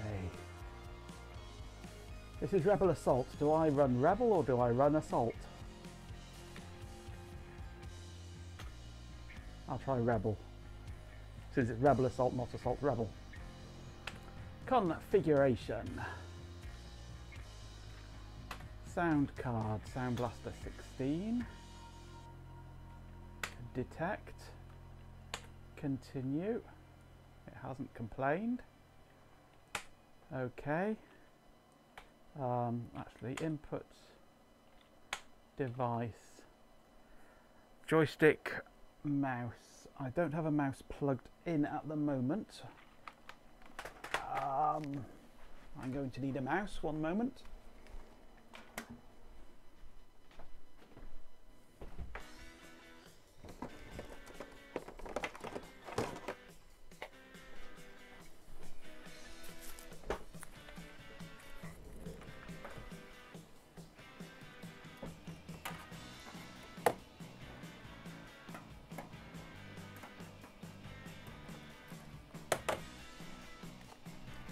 Is plugged in, but I shall have to reboot to activate the driver.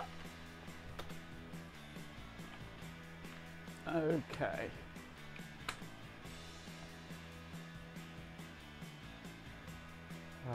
Let's just reboot.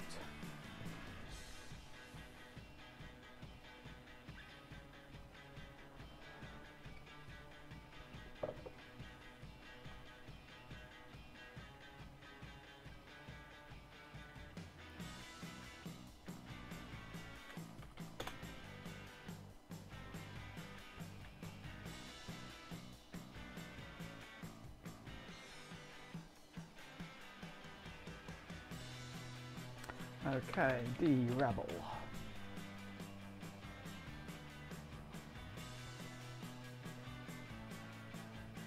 That's all still the same. And play. I mute the background music. Calibrating. Do I get anything?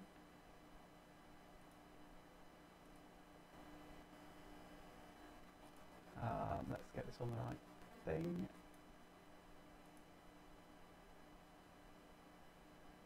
No.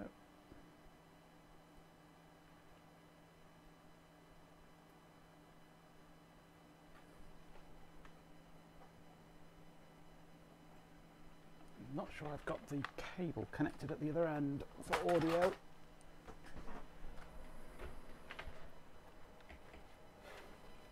Nope, it's fallen out. That's why there's no audio.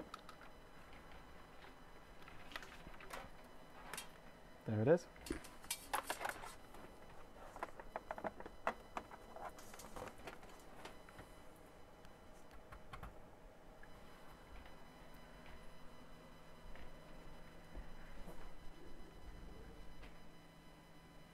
Still no audio though.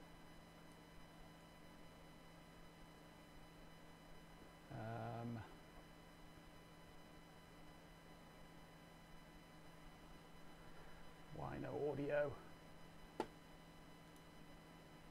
Extron audio, properties.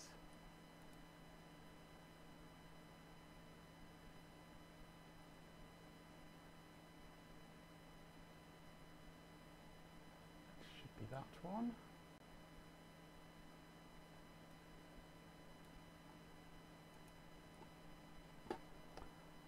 Let me just bring up the audio settings.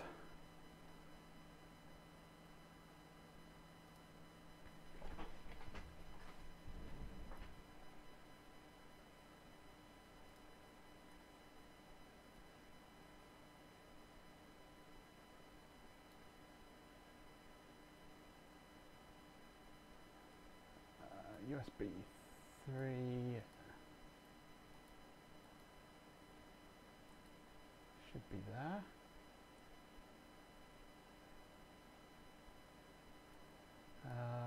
Why no audio?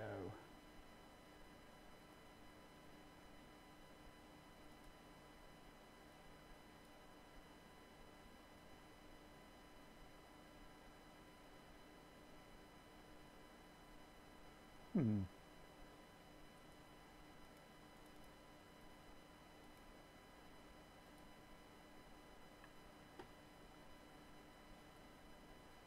would have thought that should be giving me audio.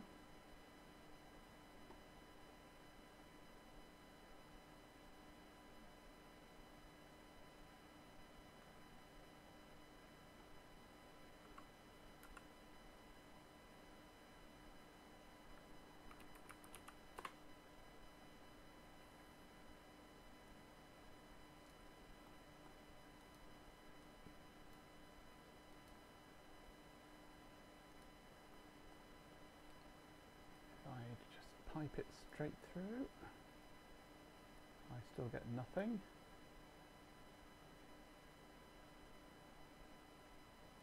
Okay, I don't know why I'm not getting audio.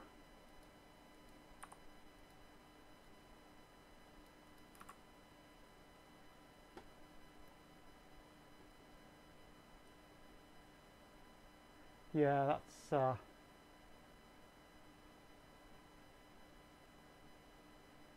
highish pitched noise could be. I have got a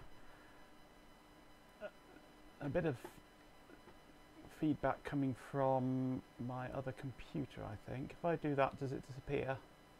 Oh, wrong settings. There we go. Has that disappeared now?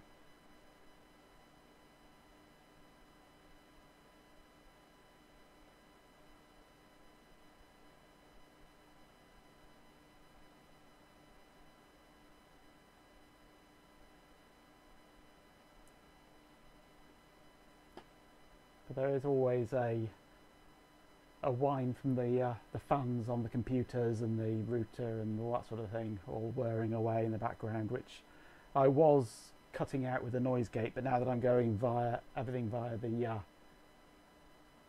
the Sapphire, I can't really noise gate it. That's one of the reasons why I like to have the background music, because it hides all that sort of thing.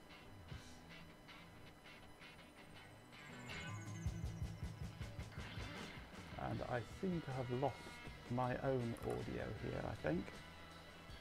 Oh, no, it's working. I don't know why I'm not getting sound on this, it's just being annoying. Can I steal sound from somewhere else? Yes, I can. I'm sure I can.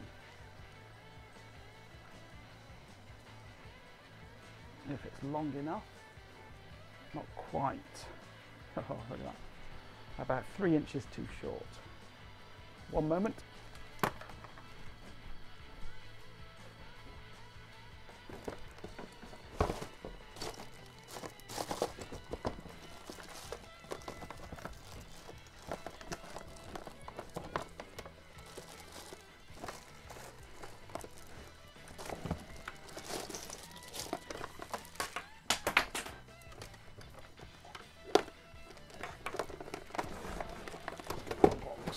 Let's just get the whole box down.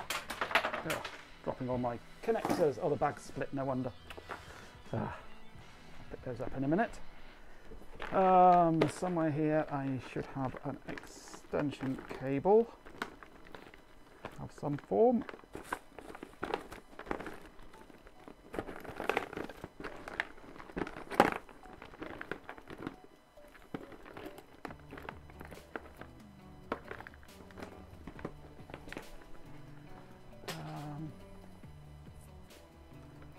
I had it earlier for another job and I'm not sure where it's gone now.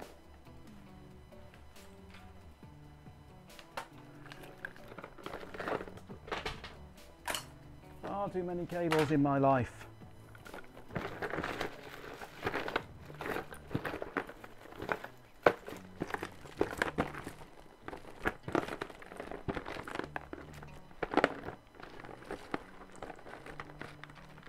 There's one.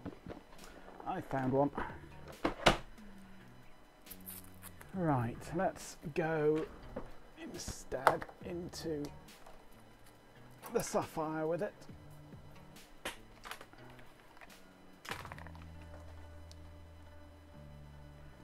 And continue demo. Let's pause the background music and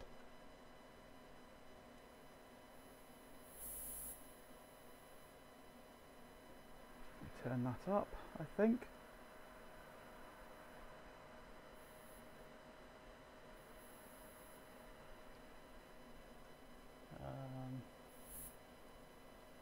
No. Which one is it?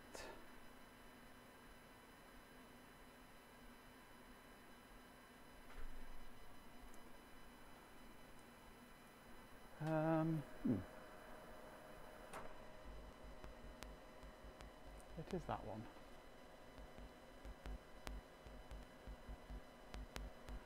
Okay.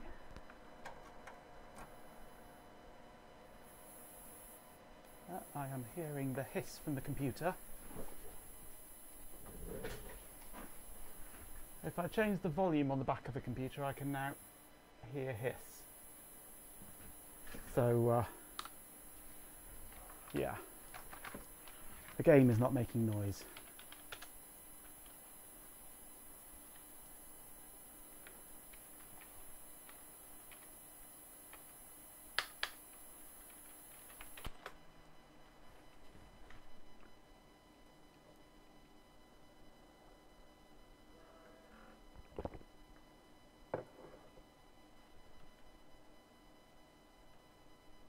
Yeah, I think there is a buzz coming from one of the connections to one of my other computers, I think. But there is a hiss from this computer when it was in the game then.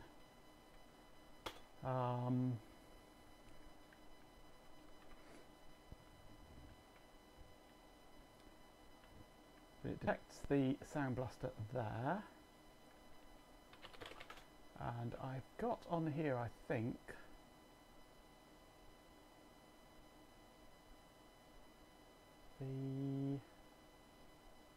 the diagnostics for the sound card.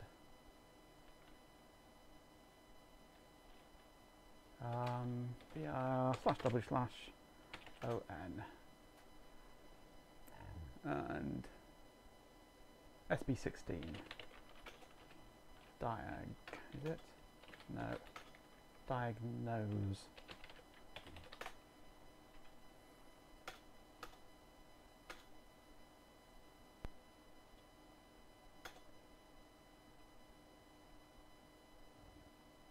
I think this is wrong, it should be on 300.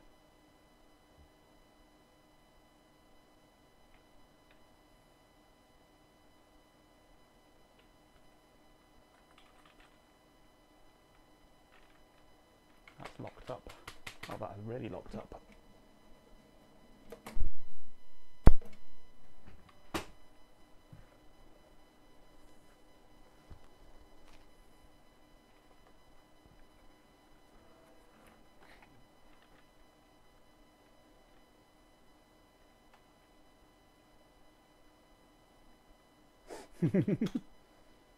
No, I know this sound card works.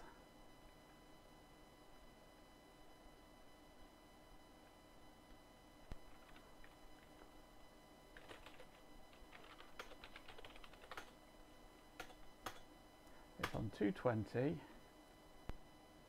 on 300. I believe it's IRQ 7 and channel 0.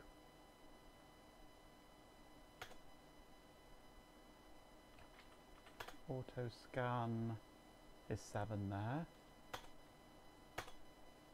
8-bit testing. 8-bit testing. That works.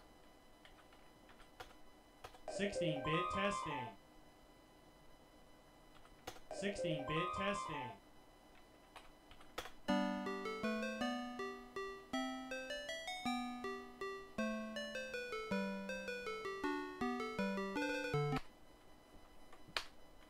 So the sound card is working perfectly fine. And it is set up. Ah, is that i5 correct in the settings there? Let's go auto scan. Auto scan. It might be 7. Ah. No, you do not want to auto scan there because it locks up on 330.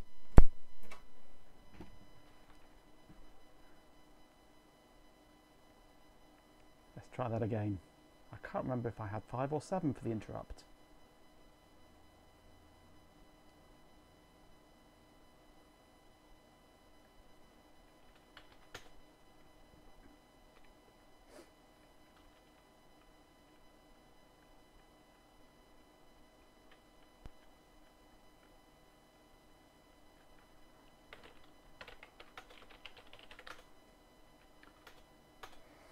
So it's definitely 220.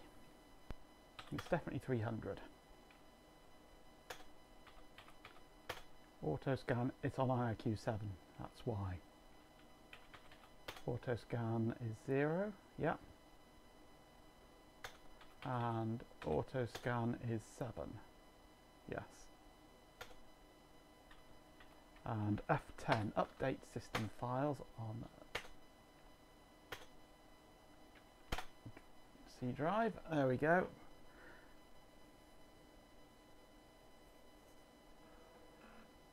That might be why we weren't getting sound then.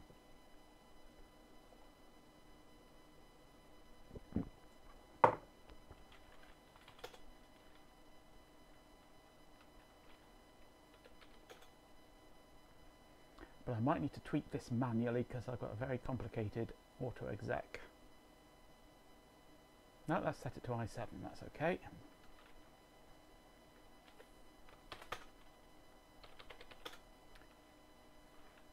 Right, Rebel. Configuration. IRQ is 7. 227. Okay, save changes, yes. Play. Will we get sound? I heard a click and I've got a hiss. No sound.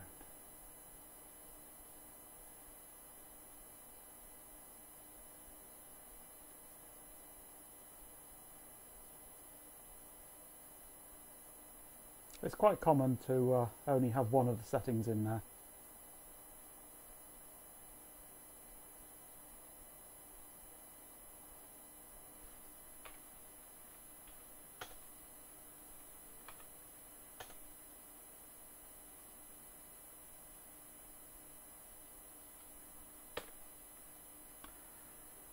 Sound Blaster 16, IRQ 7, base address 220, DMA channel 7.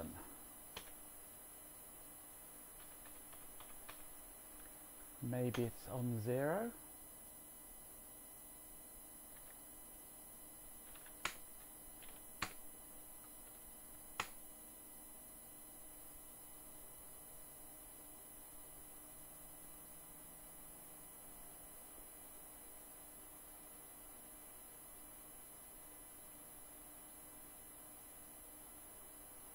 Nope. Nothing.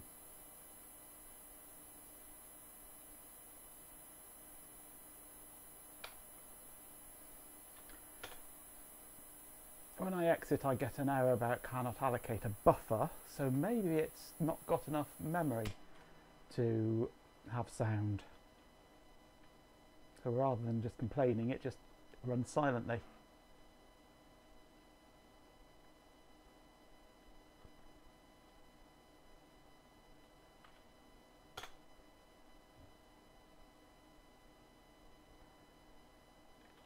Let's go for minimal DOS.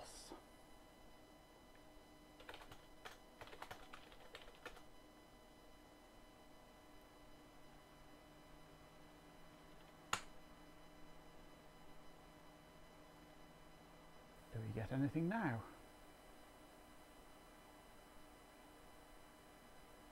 Nope.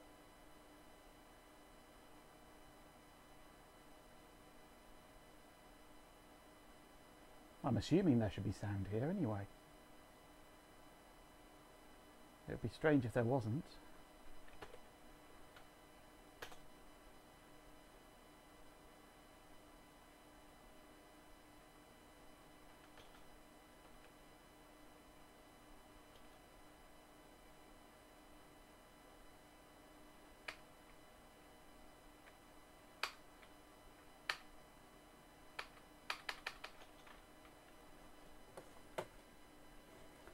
I don't know how to play this game. I don't know what I'm doing.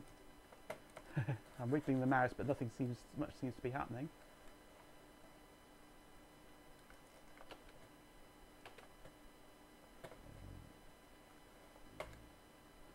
I get the same animation every time. I don't know what's going on. I think I'm not sure if I'm steering it or not.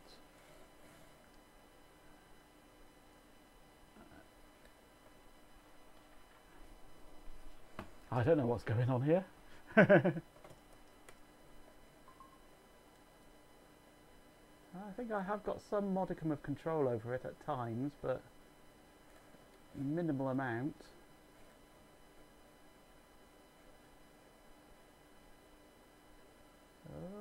I might be getting the hang of this a bit. He says crashing. Always the same crash animation no matter where you are.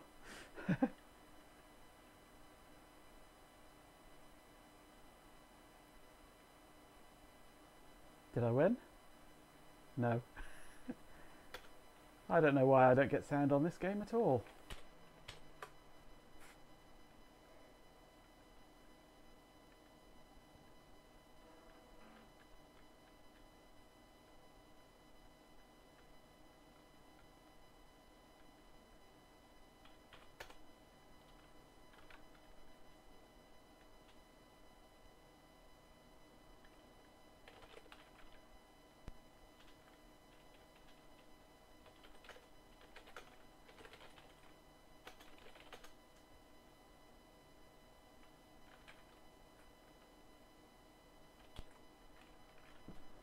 Not enough memory for Doom.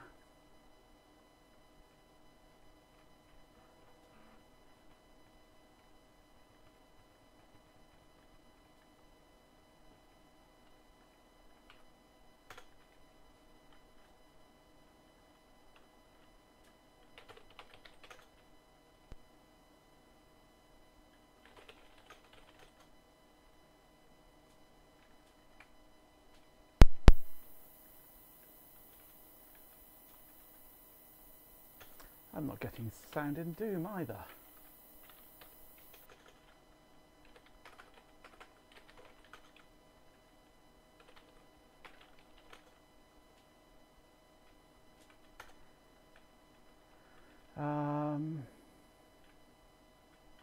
Sound Blaster 220, Sound Blaster 220, IRQ 7, DMA 0, 3.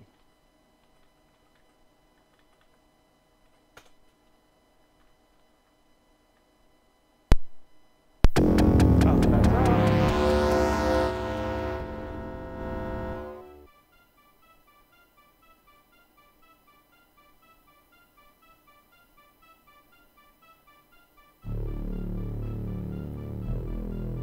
Get some music, but I don't get any sound effects.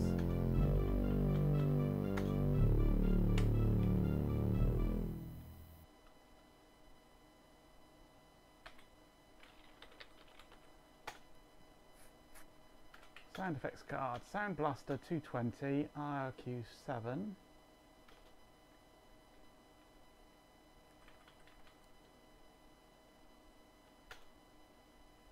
DMA 7.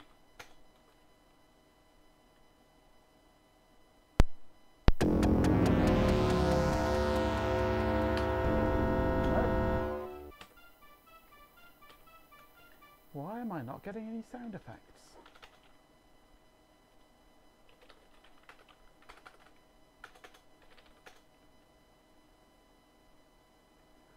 Interrupt 7, DMA 0, high DMA 7.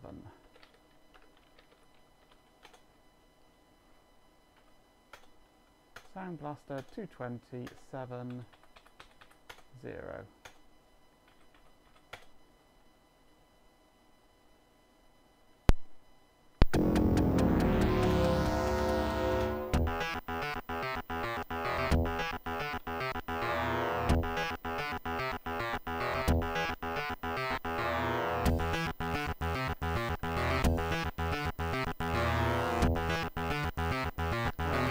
So out of practice at this game. Still no sound effects.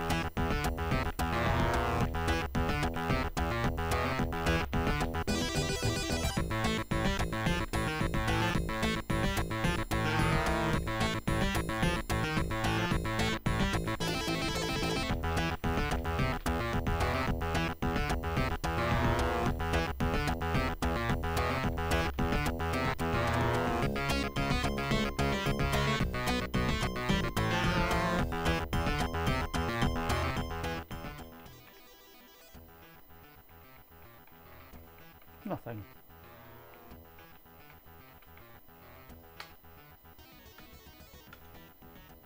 SFX on full. No sounds.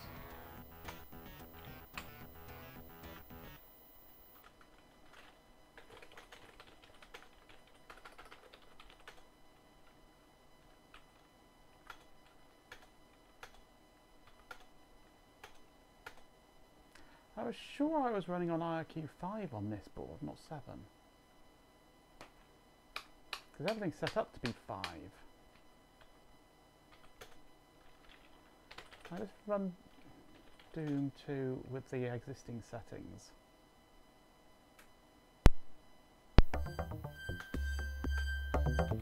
No.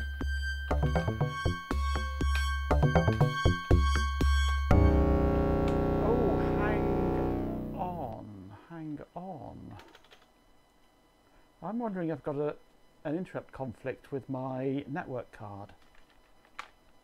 That's a possibility. That is a real possibility. Although it's working in Diagnose. And the network card works.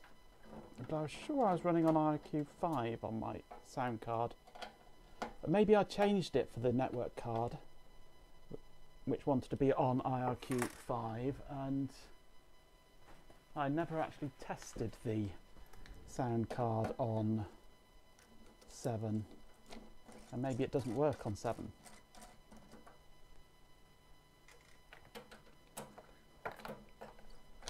So I'm just going to take out my network card and confirm the settings on the sound card.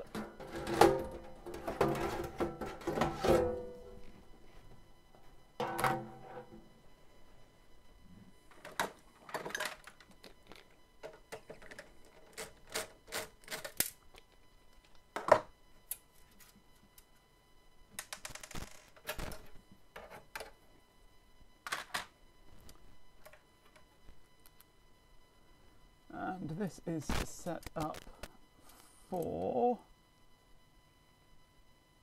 if I can find the jumpers, IS0 is off, IS1 is on. And I have no idea what that means. Let me just quickly ask Google.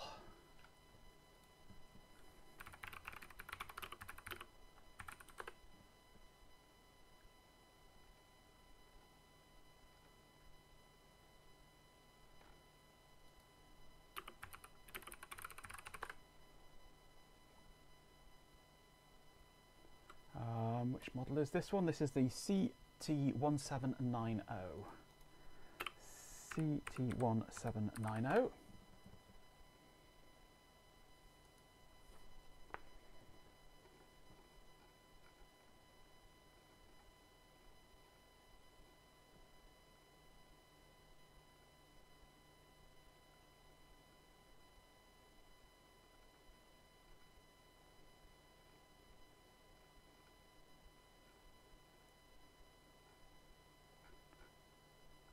One 790.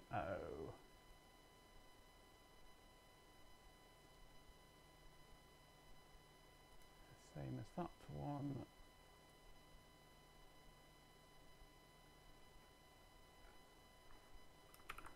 Where's the settings? It mentions settings, but it doesn't actually say what they are. Okay.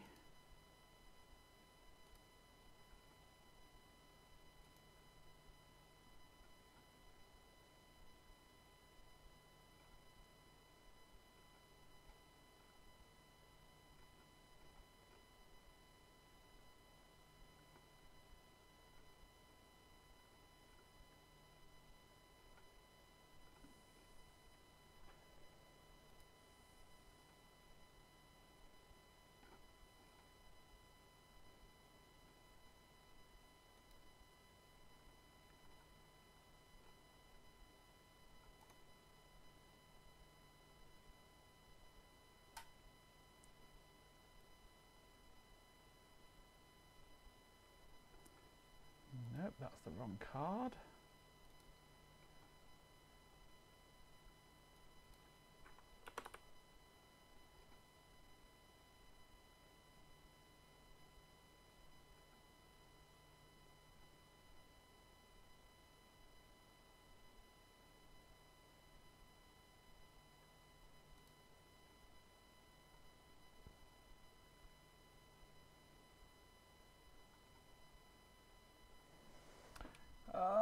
I'm not sure what the settings are on this.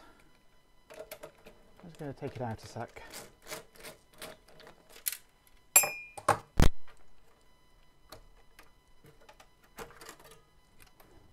Get a better view of it. IS0 is off, IS1 is on. And there is nothing printed on the board to say what those mean. You've got IS and you've got iOS as well.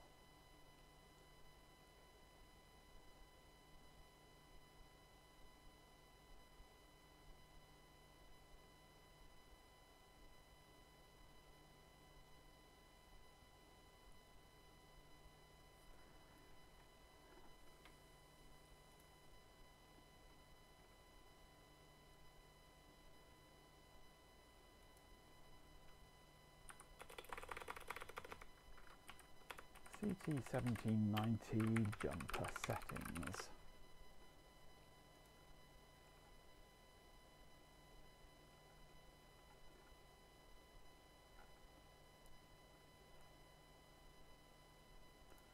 Here's a zip file with everything in it apparently.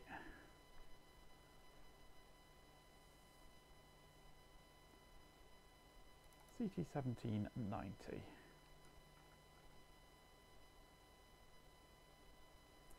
IRQ5, IS0 off, IS1 on. This is set for IRQ5.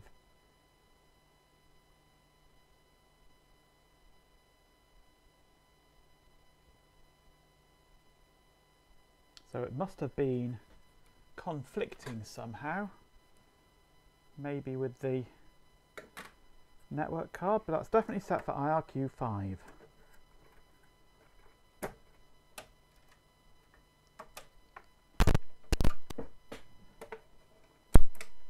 I think it is a big fat liar, or it just doesn't use the interrupt for its audio tests, only uses the DMA.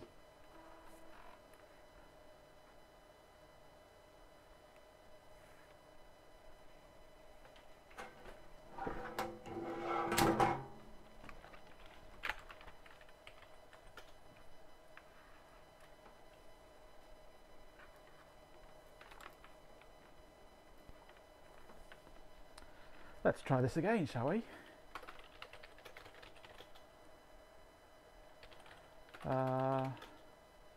Doom 2 is still set up on 5, isn't it?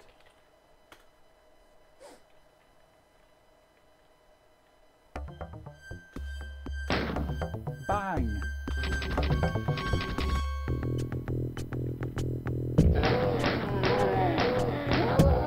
That's better.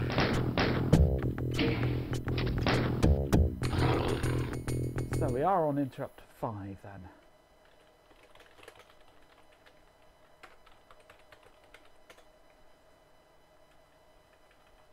Let's just change this back to interrupt 5.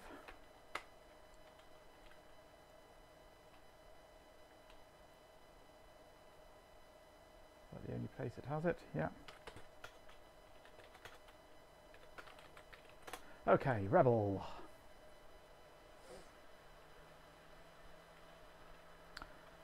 Configuration. IRQ5. Okay, yes. Play.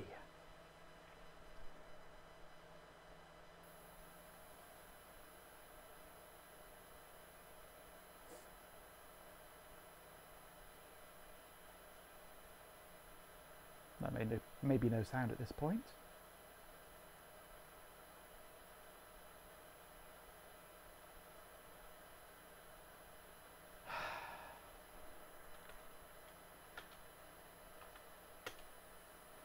Okay.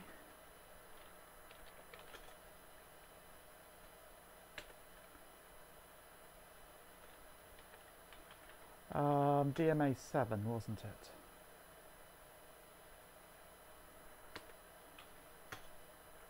Let's increase the CD drive speed.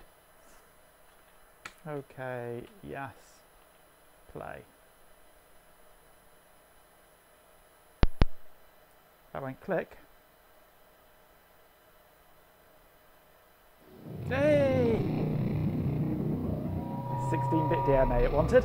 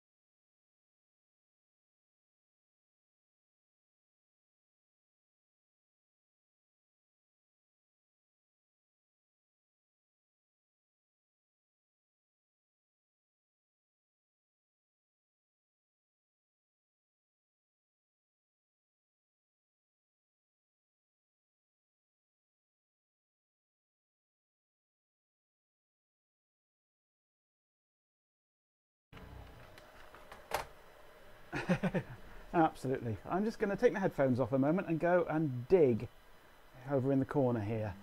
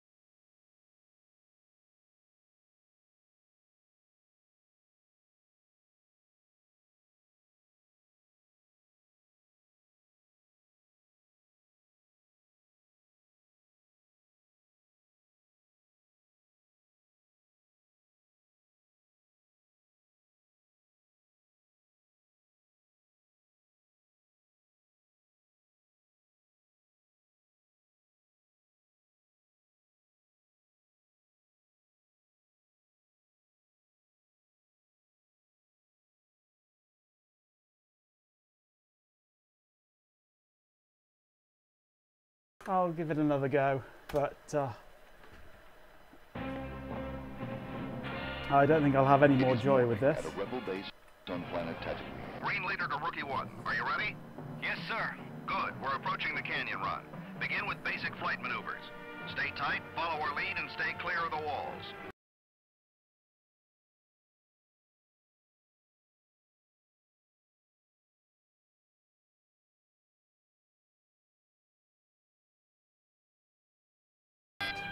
Towards the wall. This makes no sense at all. Stay tight, follow our lead, and stay clear of the walls.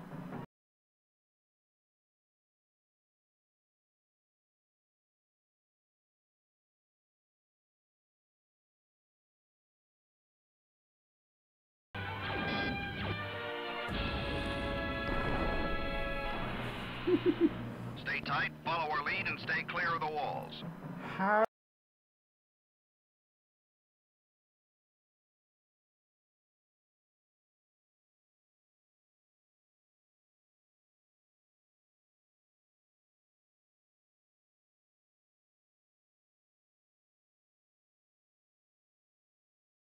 Green 2 will go left. You can go with him, but if you're really a hot shot, follow me to the right. I want to go left. I'm going left. Look, I'm going left. It forces you to go right. Stay tight, follow our lead, and stay clear of the walls.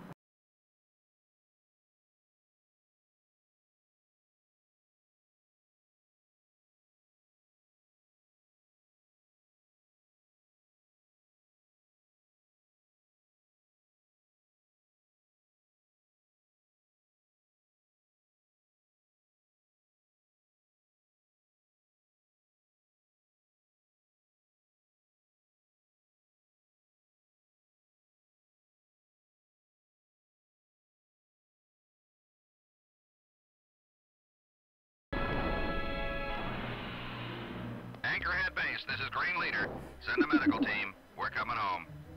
That was an atrocious game.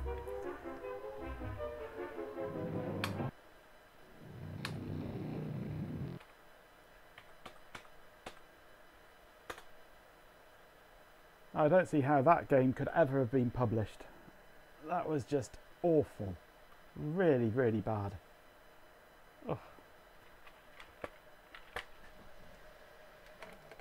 It was not worth the effort, I think, of getting it working. I'm not playing that again, no matter how much you beg me.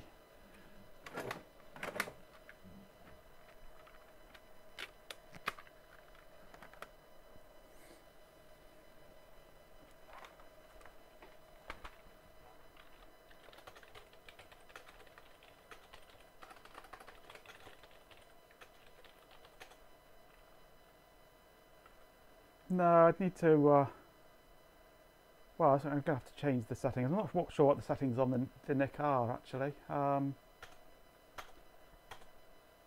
I need to set this back and launch Doom. It's got sound now, that's good.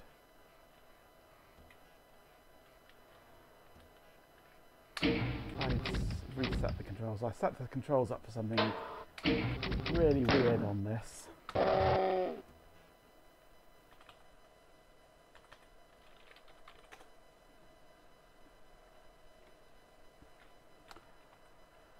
Configure controller, keyboard.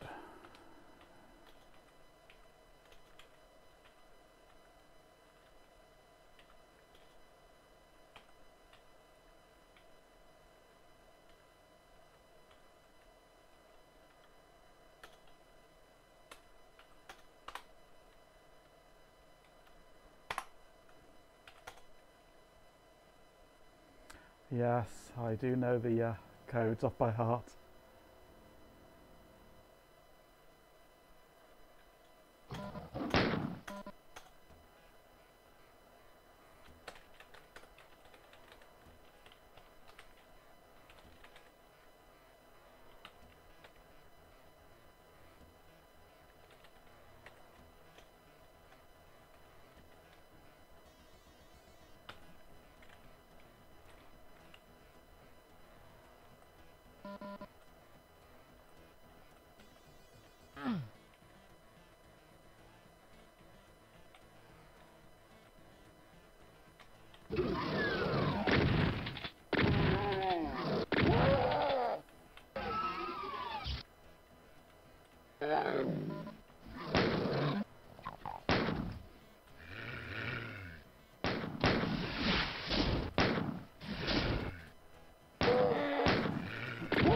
Hang on, let me press the right button. I'm mashing the space bar and it's control. Duh.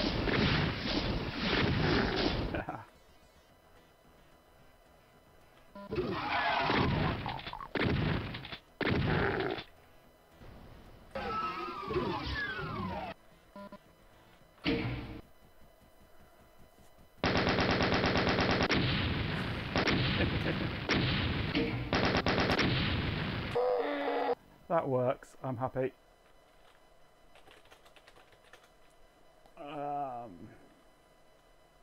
What else have I got on here? Oh, Syndicate, a game I used to play an awful lot. Wolfenstein, Commander Keen, Carmageddon. No, I don't do speed runs in Doom. I don't do anything much in Doom actually. I'm so out of practice in Doom that I'm just useless. I think I need the CD-ROM for Carmageddon and I'm not sure where that is.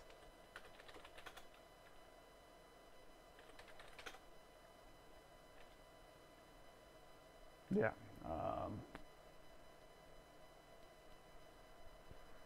No idea where the CD-ROM for Carmageddon would be.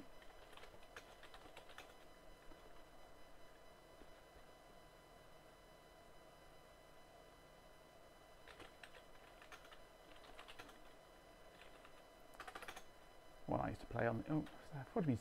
Sound card not found. Game I used to play all the time on the Amiga. This one. Okay, just reset. Why don't you?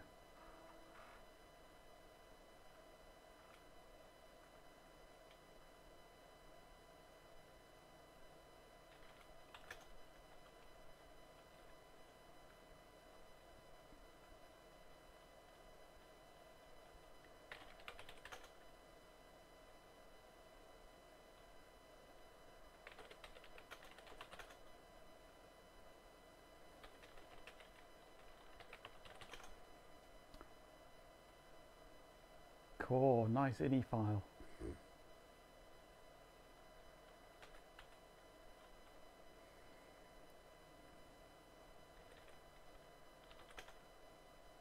Setup just resets.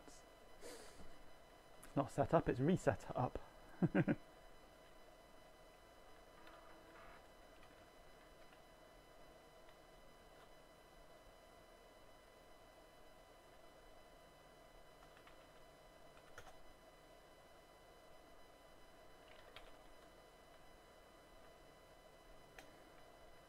It certainly does.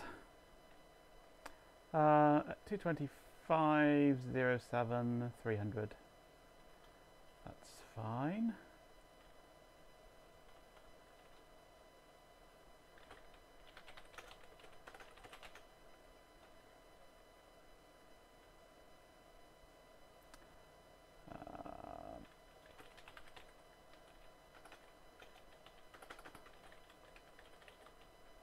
Another game I used to play all the time.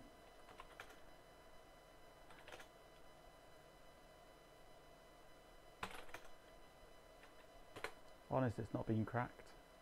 Insufficient memory. What? I'm on minimal.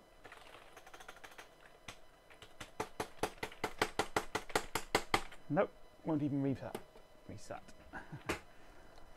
Ah. Welcome to the wonderful world of DOS gaming.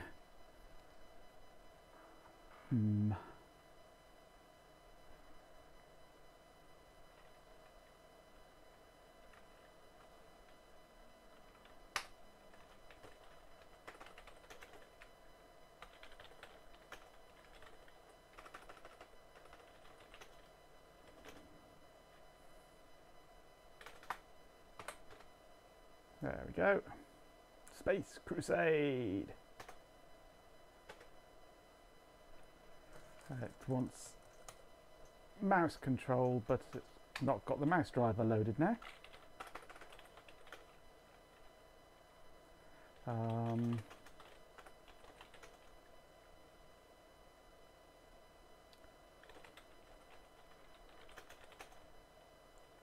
we? There we go.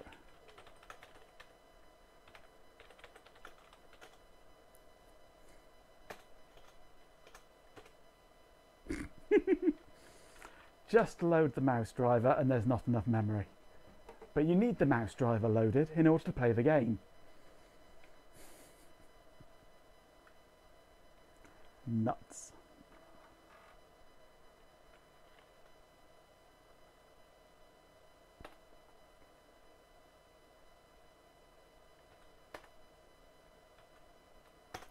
Okay, let's try that. We want that.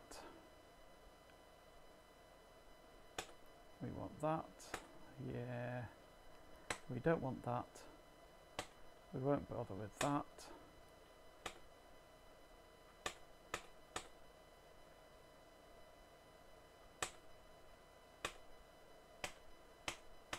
Don't want any of those.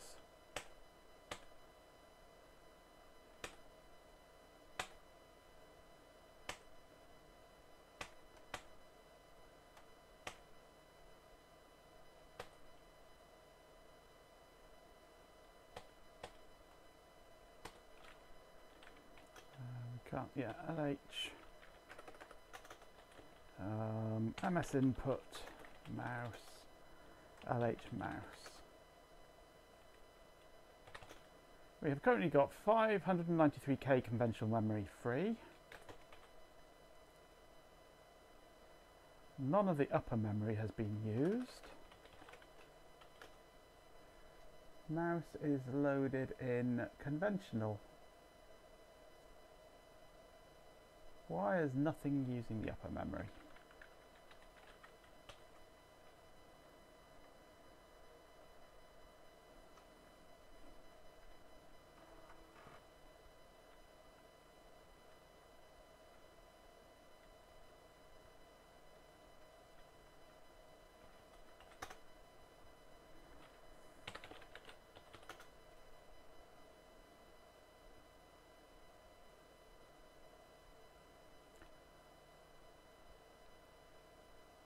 $584k free.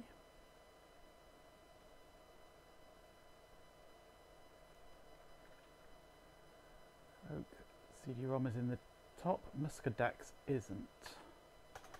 So let's let everything go except Muscadex.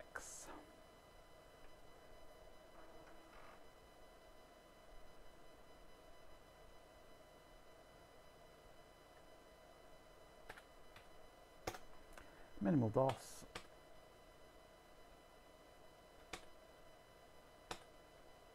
We won't bother with the Oak CD-ROM.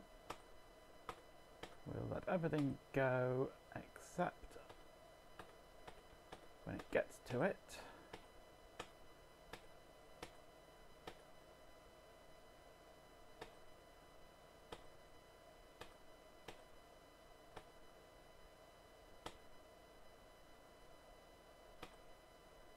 Muscadex.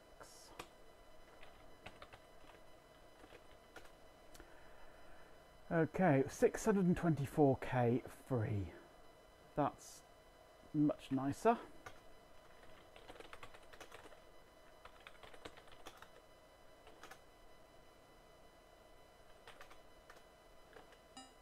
Hey, and we have mouse.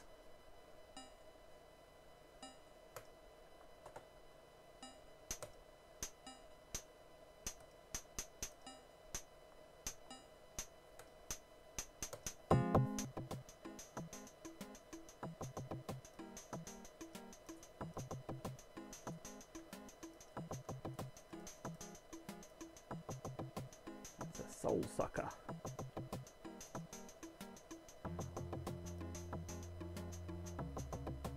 I can't remember how you attack in this.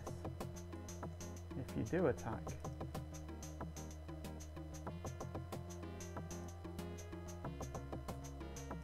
Select target, but how?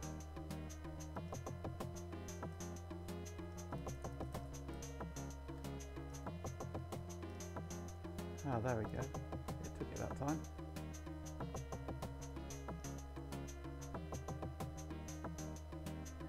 Love the 3D graphics.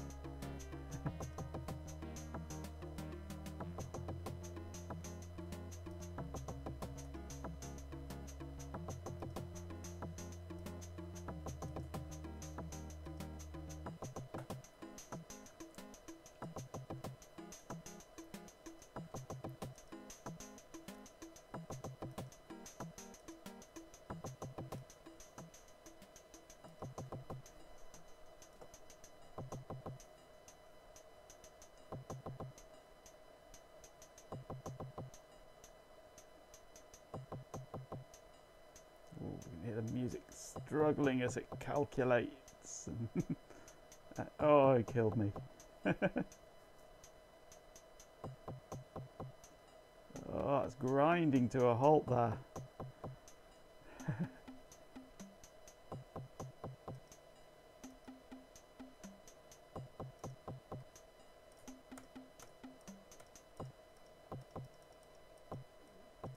Come on, let me select the target.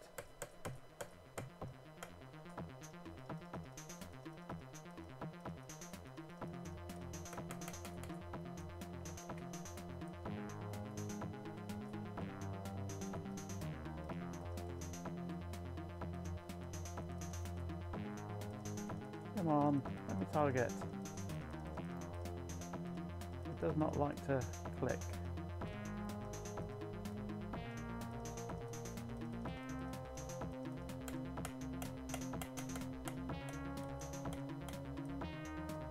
Come on. Thank you. 20, yay.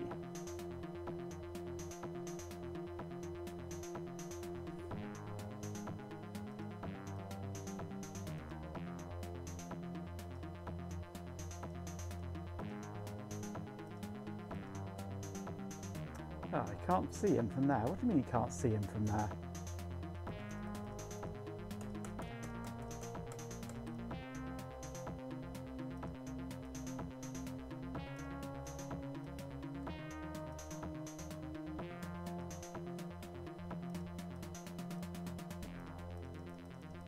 Come on, click.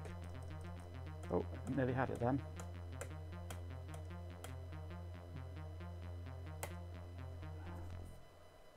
Come on, get him. 12. Useless. Anyway. That's Space Crusade. A game I used to play an awful lot when I was younger, but by today's standards is utter tripe.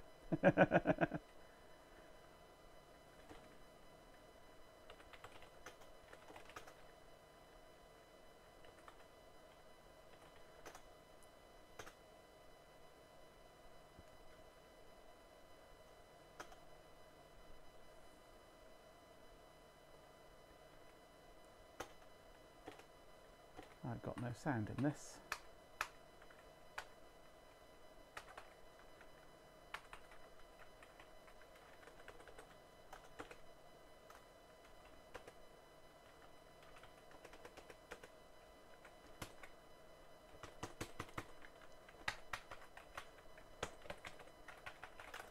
And no way of getting out of it either by the looks of things.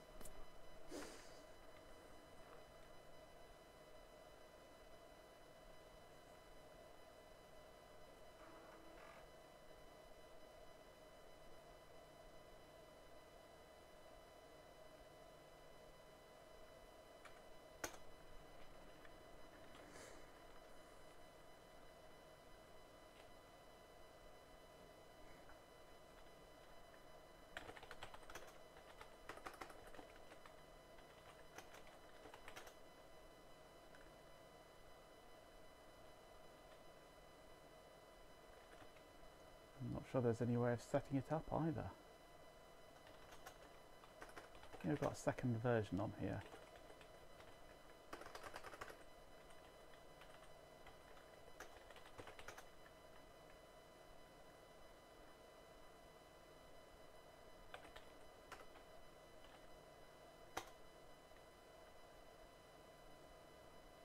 What am I doing?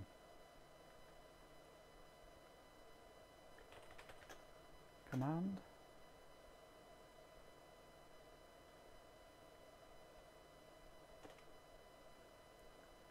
I'm sure I used to have music on this because I remember it being, compared to the Amiga's music, absolutely awful.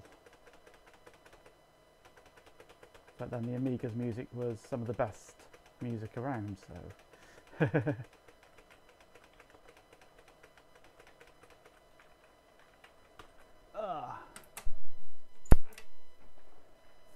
Yeah, enough on the PC.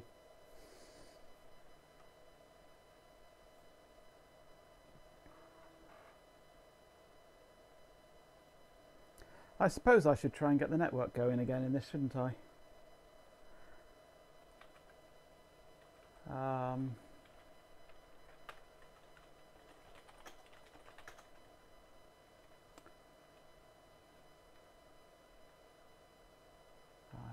need to find where the settings are stored.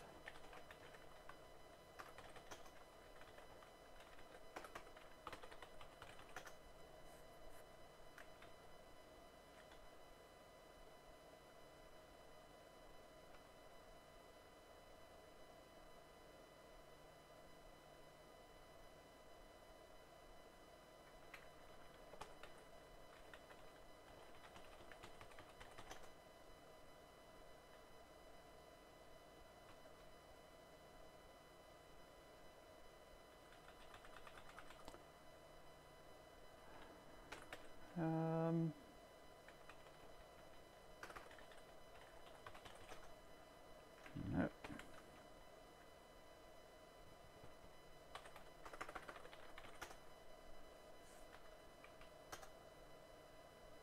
Oh, this is set up for the 3Com, isn't it?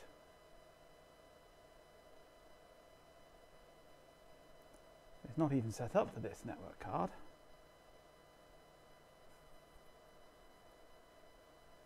Because I was using this network card with NetWare, that was it. I was using this to try and get NetWare, or was it either NetWare or Banyan Vines going? And this isn't the card that is normally in this computer. That's why it was all not working.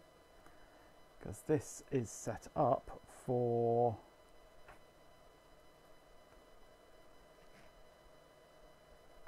IOQ5.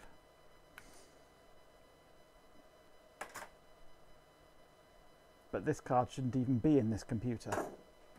It should be a 3Com Etherlink 3 PCI card in here, which is in the other box. Hang on.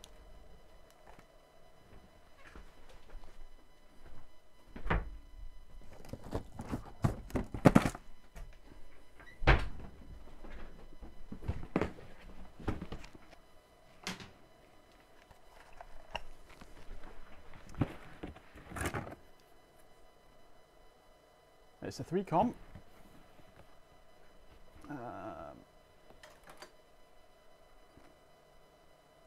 It's 3C905C.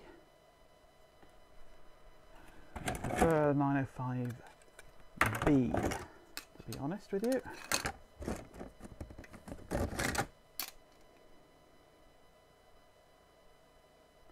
Three com. Where is it? The Etherlink XL. 3C 905B, that's the one I want.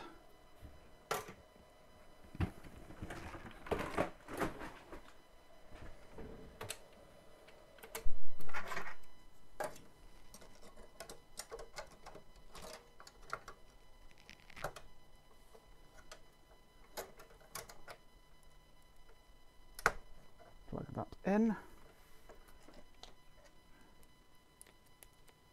Let's give it a screw.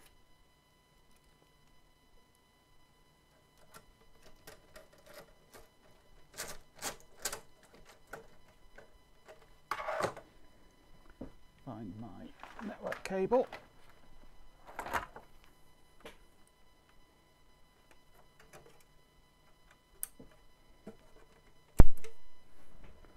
And this should just work.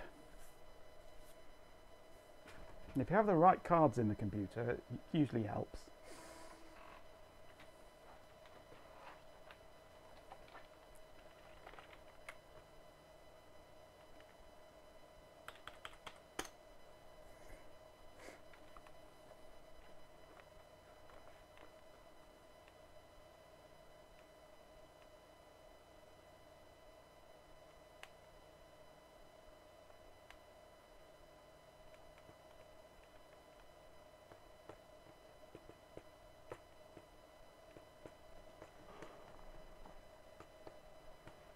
Come on, are you going to work?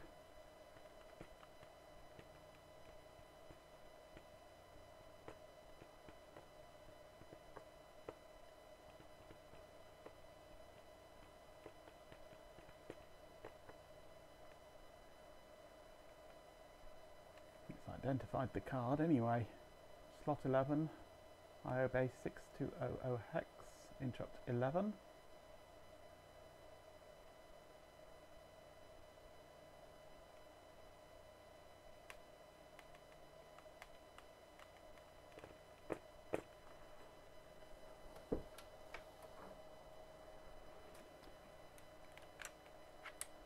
We have 100 megabit link light on, no activity lights though.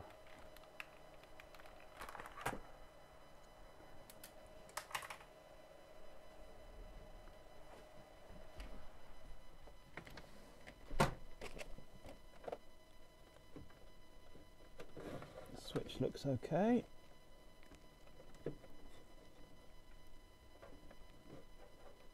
I think that's the right one lit up.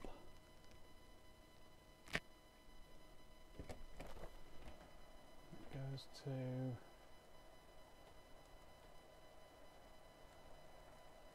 that one there, which is active. It should be giving me an IP address. But why is it not?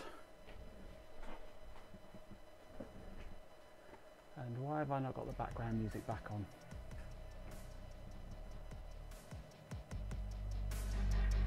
And why am I not hearing any background music?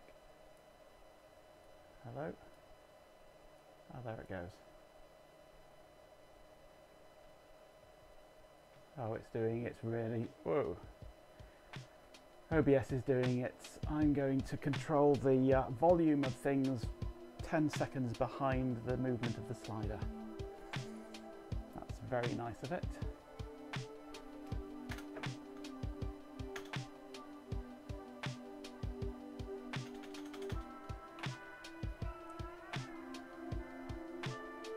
No, this is just not getting an IP address.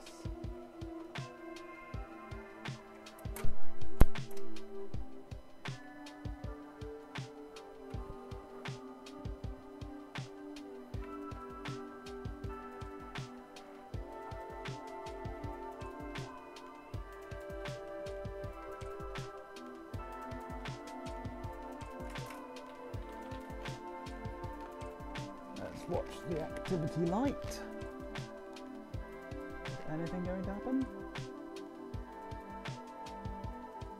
So I'll flash then as it reinitialized.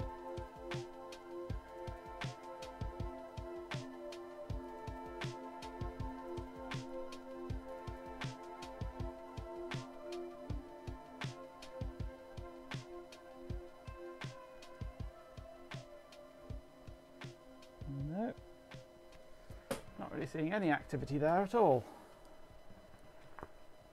Odd.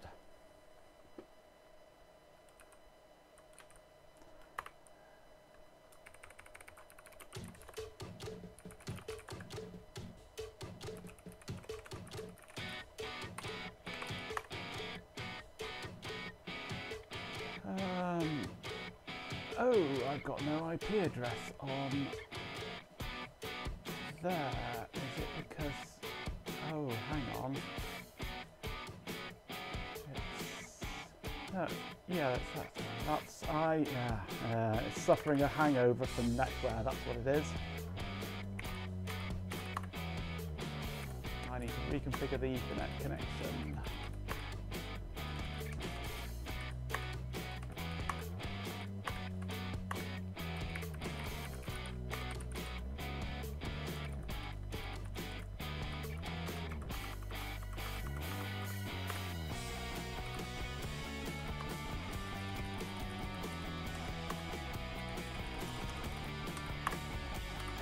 Right, it might have an IP address on here now.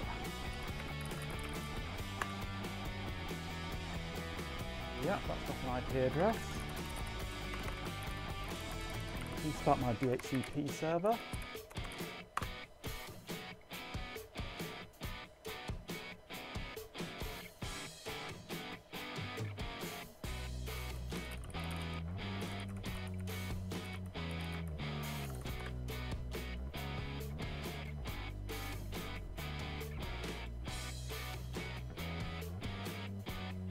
And magically it works. Okay, network is working, but this will be wrong because I've reconfigured everything since then.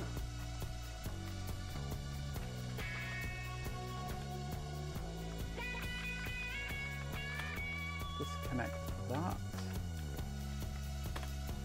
Browse.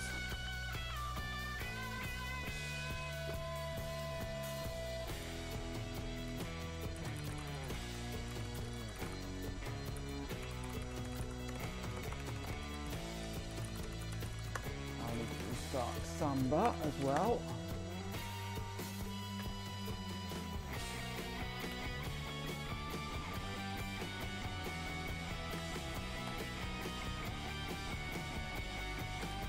Still trying to restart.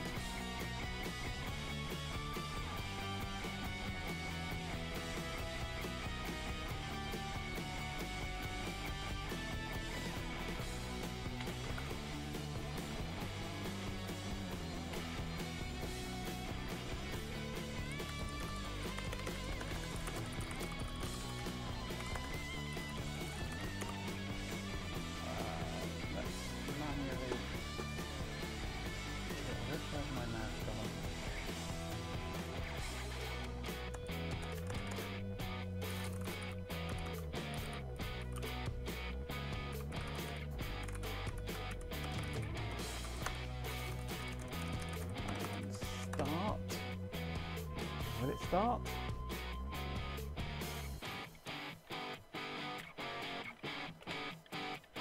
I'm not seeing anything on here.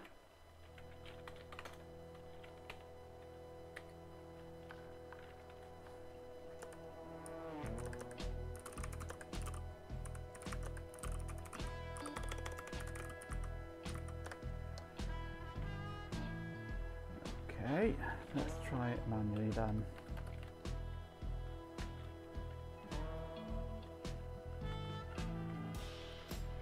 NAS retro DOS.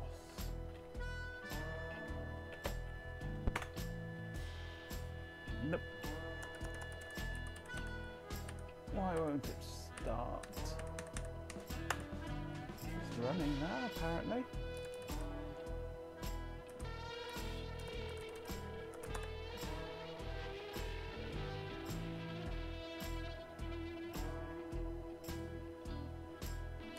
it's not.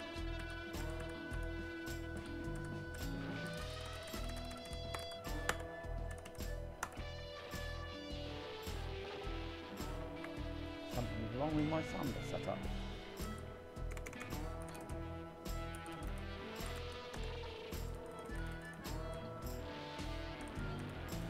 Of course, East North 131.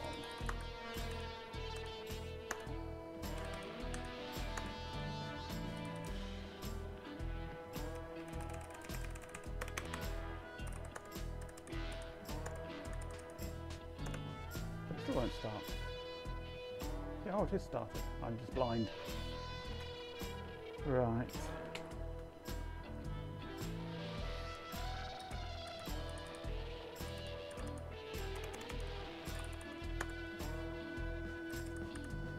Now I should be able to start the name browser. That works. Right, will this work now? I'm still not able to browse. Ah, this is working better now though. That is to be expected. I need to work out how to separate the password files on Samba.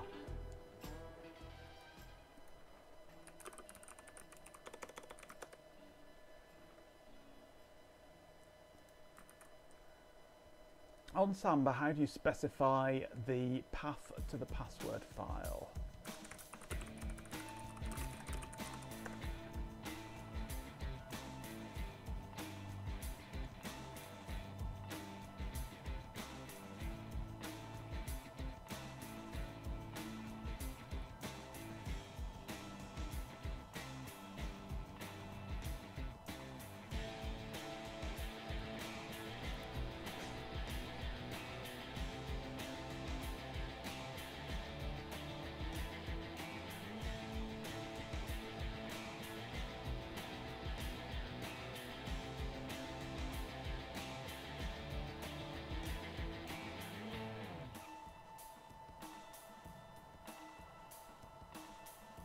SMB password file. As easy as that.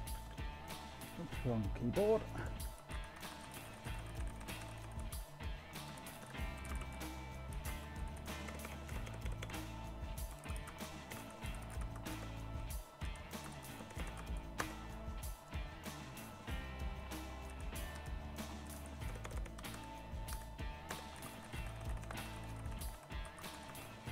SMB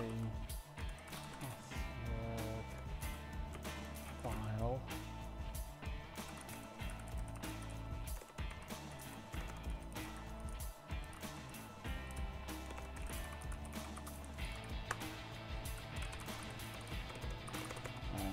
SMB password.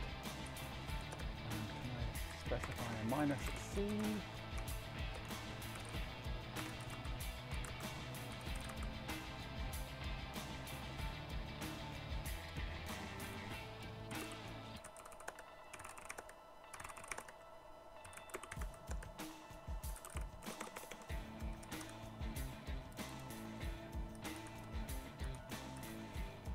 Okay.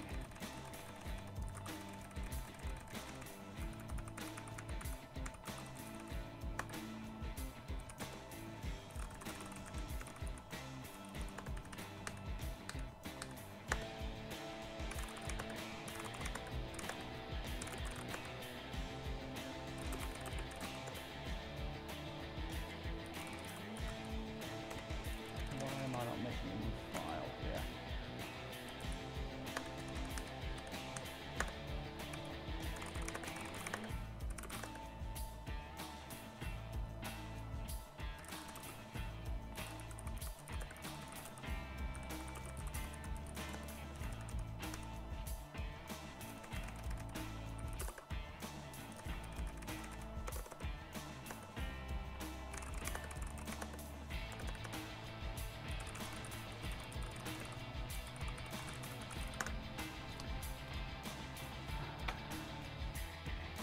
It's worked though, even if I can't find the file. Yeah, that works.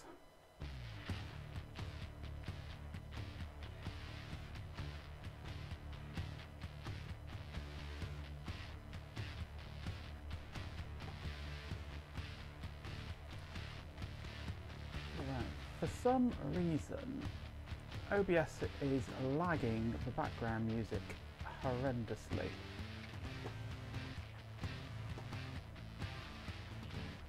And I want to fix that.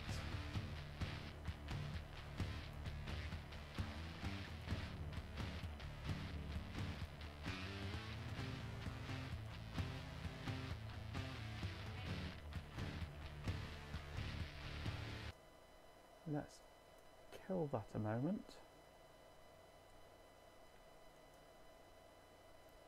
I'm still hearing it even though it's died. And now it finally dies. And then I bring it back and it's still horrendously lagged.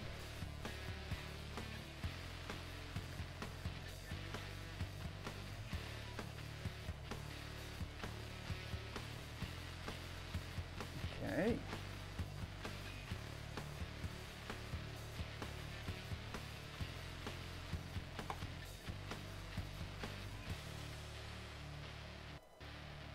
I think that's caught up now. I have to go and turn it off and on again in the monitor settings. OBS has got some strange bugs sometimes. Right, so network's working. Sound should be working at the same time.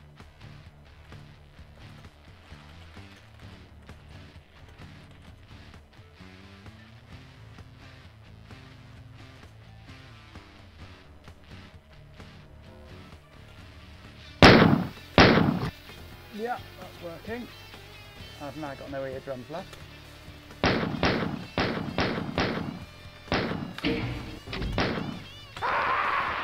So we have network and we have sound. That to me is a decent result.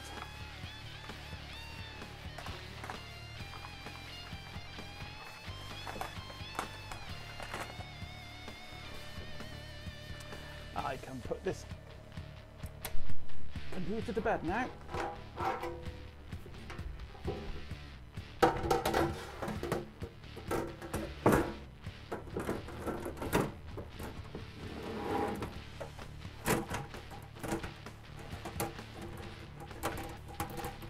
Come on.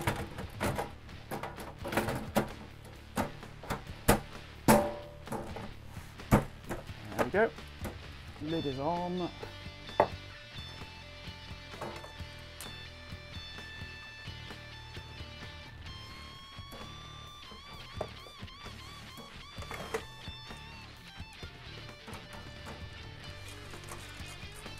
And screwed together.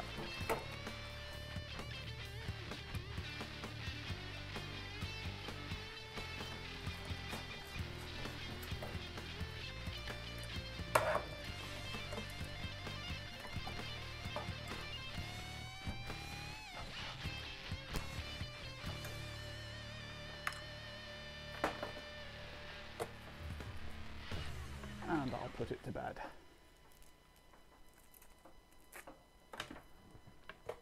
Right, talking of bed,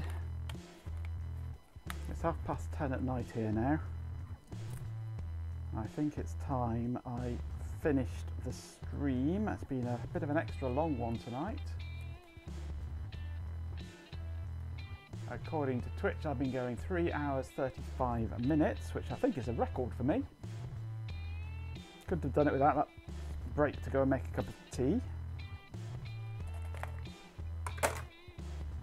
Let's untangle my wires a bit here.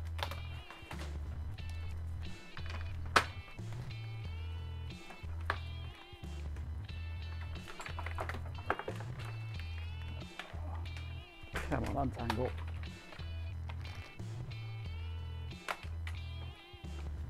I use Velcro cable tie things, which are a blessing and a curse at the same time. They are great for keeping your cables tidy, but do like to go off and do their own thing and go and say hello to all their friends in the local vicinity.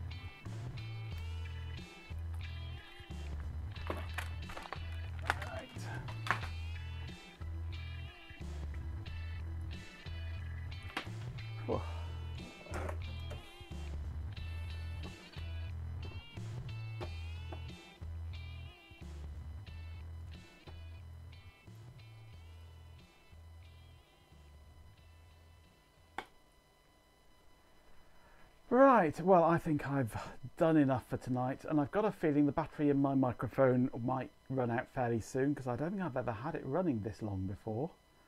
I mean, 3.5 hours off one charge is not bad for a cheap bit of rubbish like this.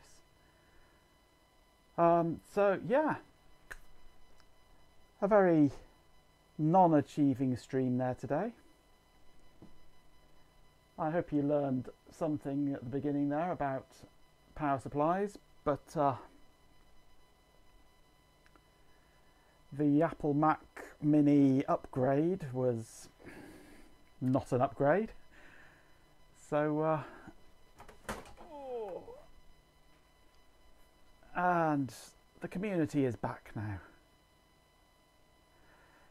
New CPU on the way. Yes, when that CPU arrives, we shall have another stream with me re-dismantling the Mac and sticking it in and see if it'll work. Fingers crossed it will. Then I shall be able to upgrade to El Capitan. That's the newest version that would run on it then. It's the same version I run on my on my MacBook Pro. And my voice is going now. Oh, excuse me. Oh, hang on.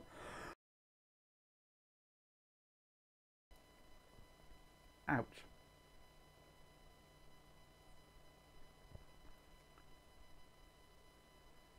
Oh, hello, Mock Helix. Hiding away there.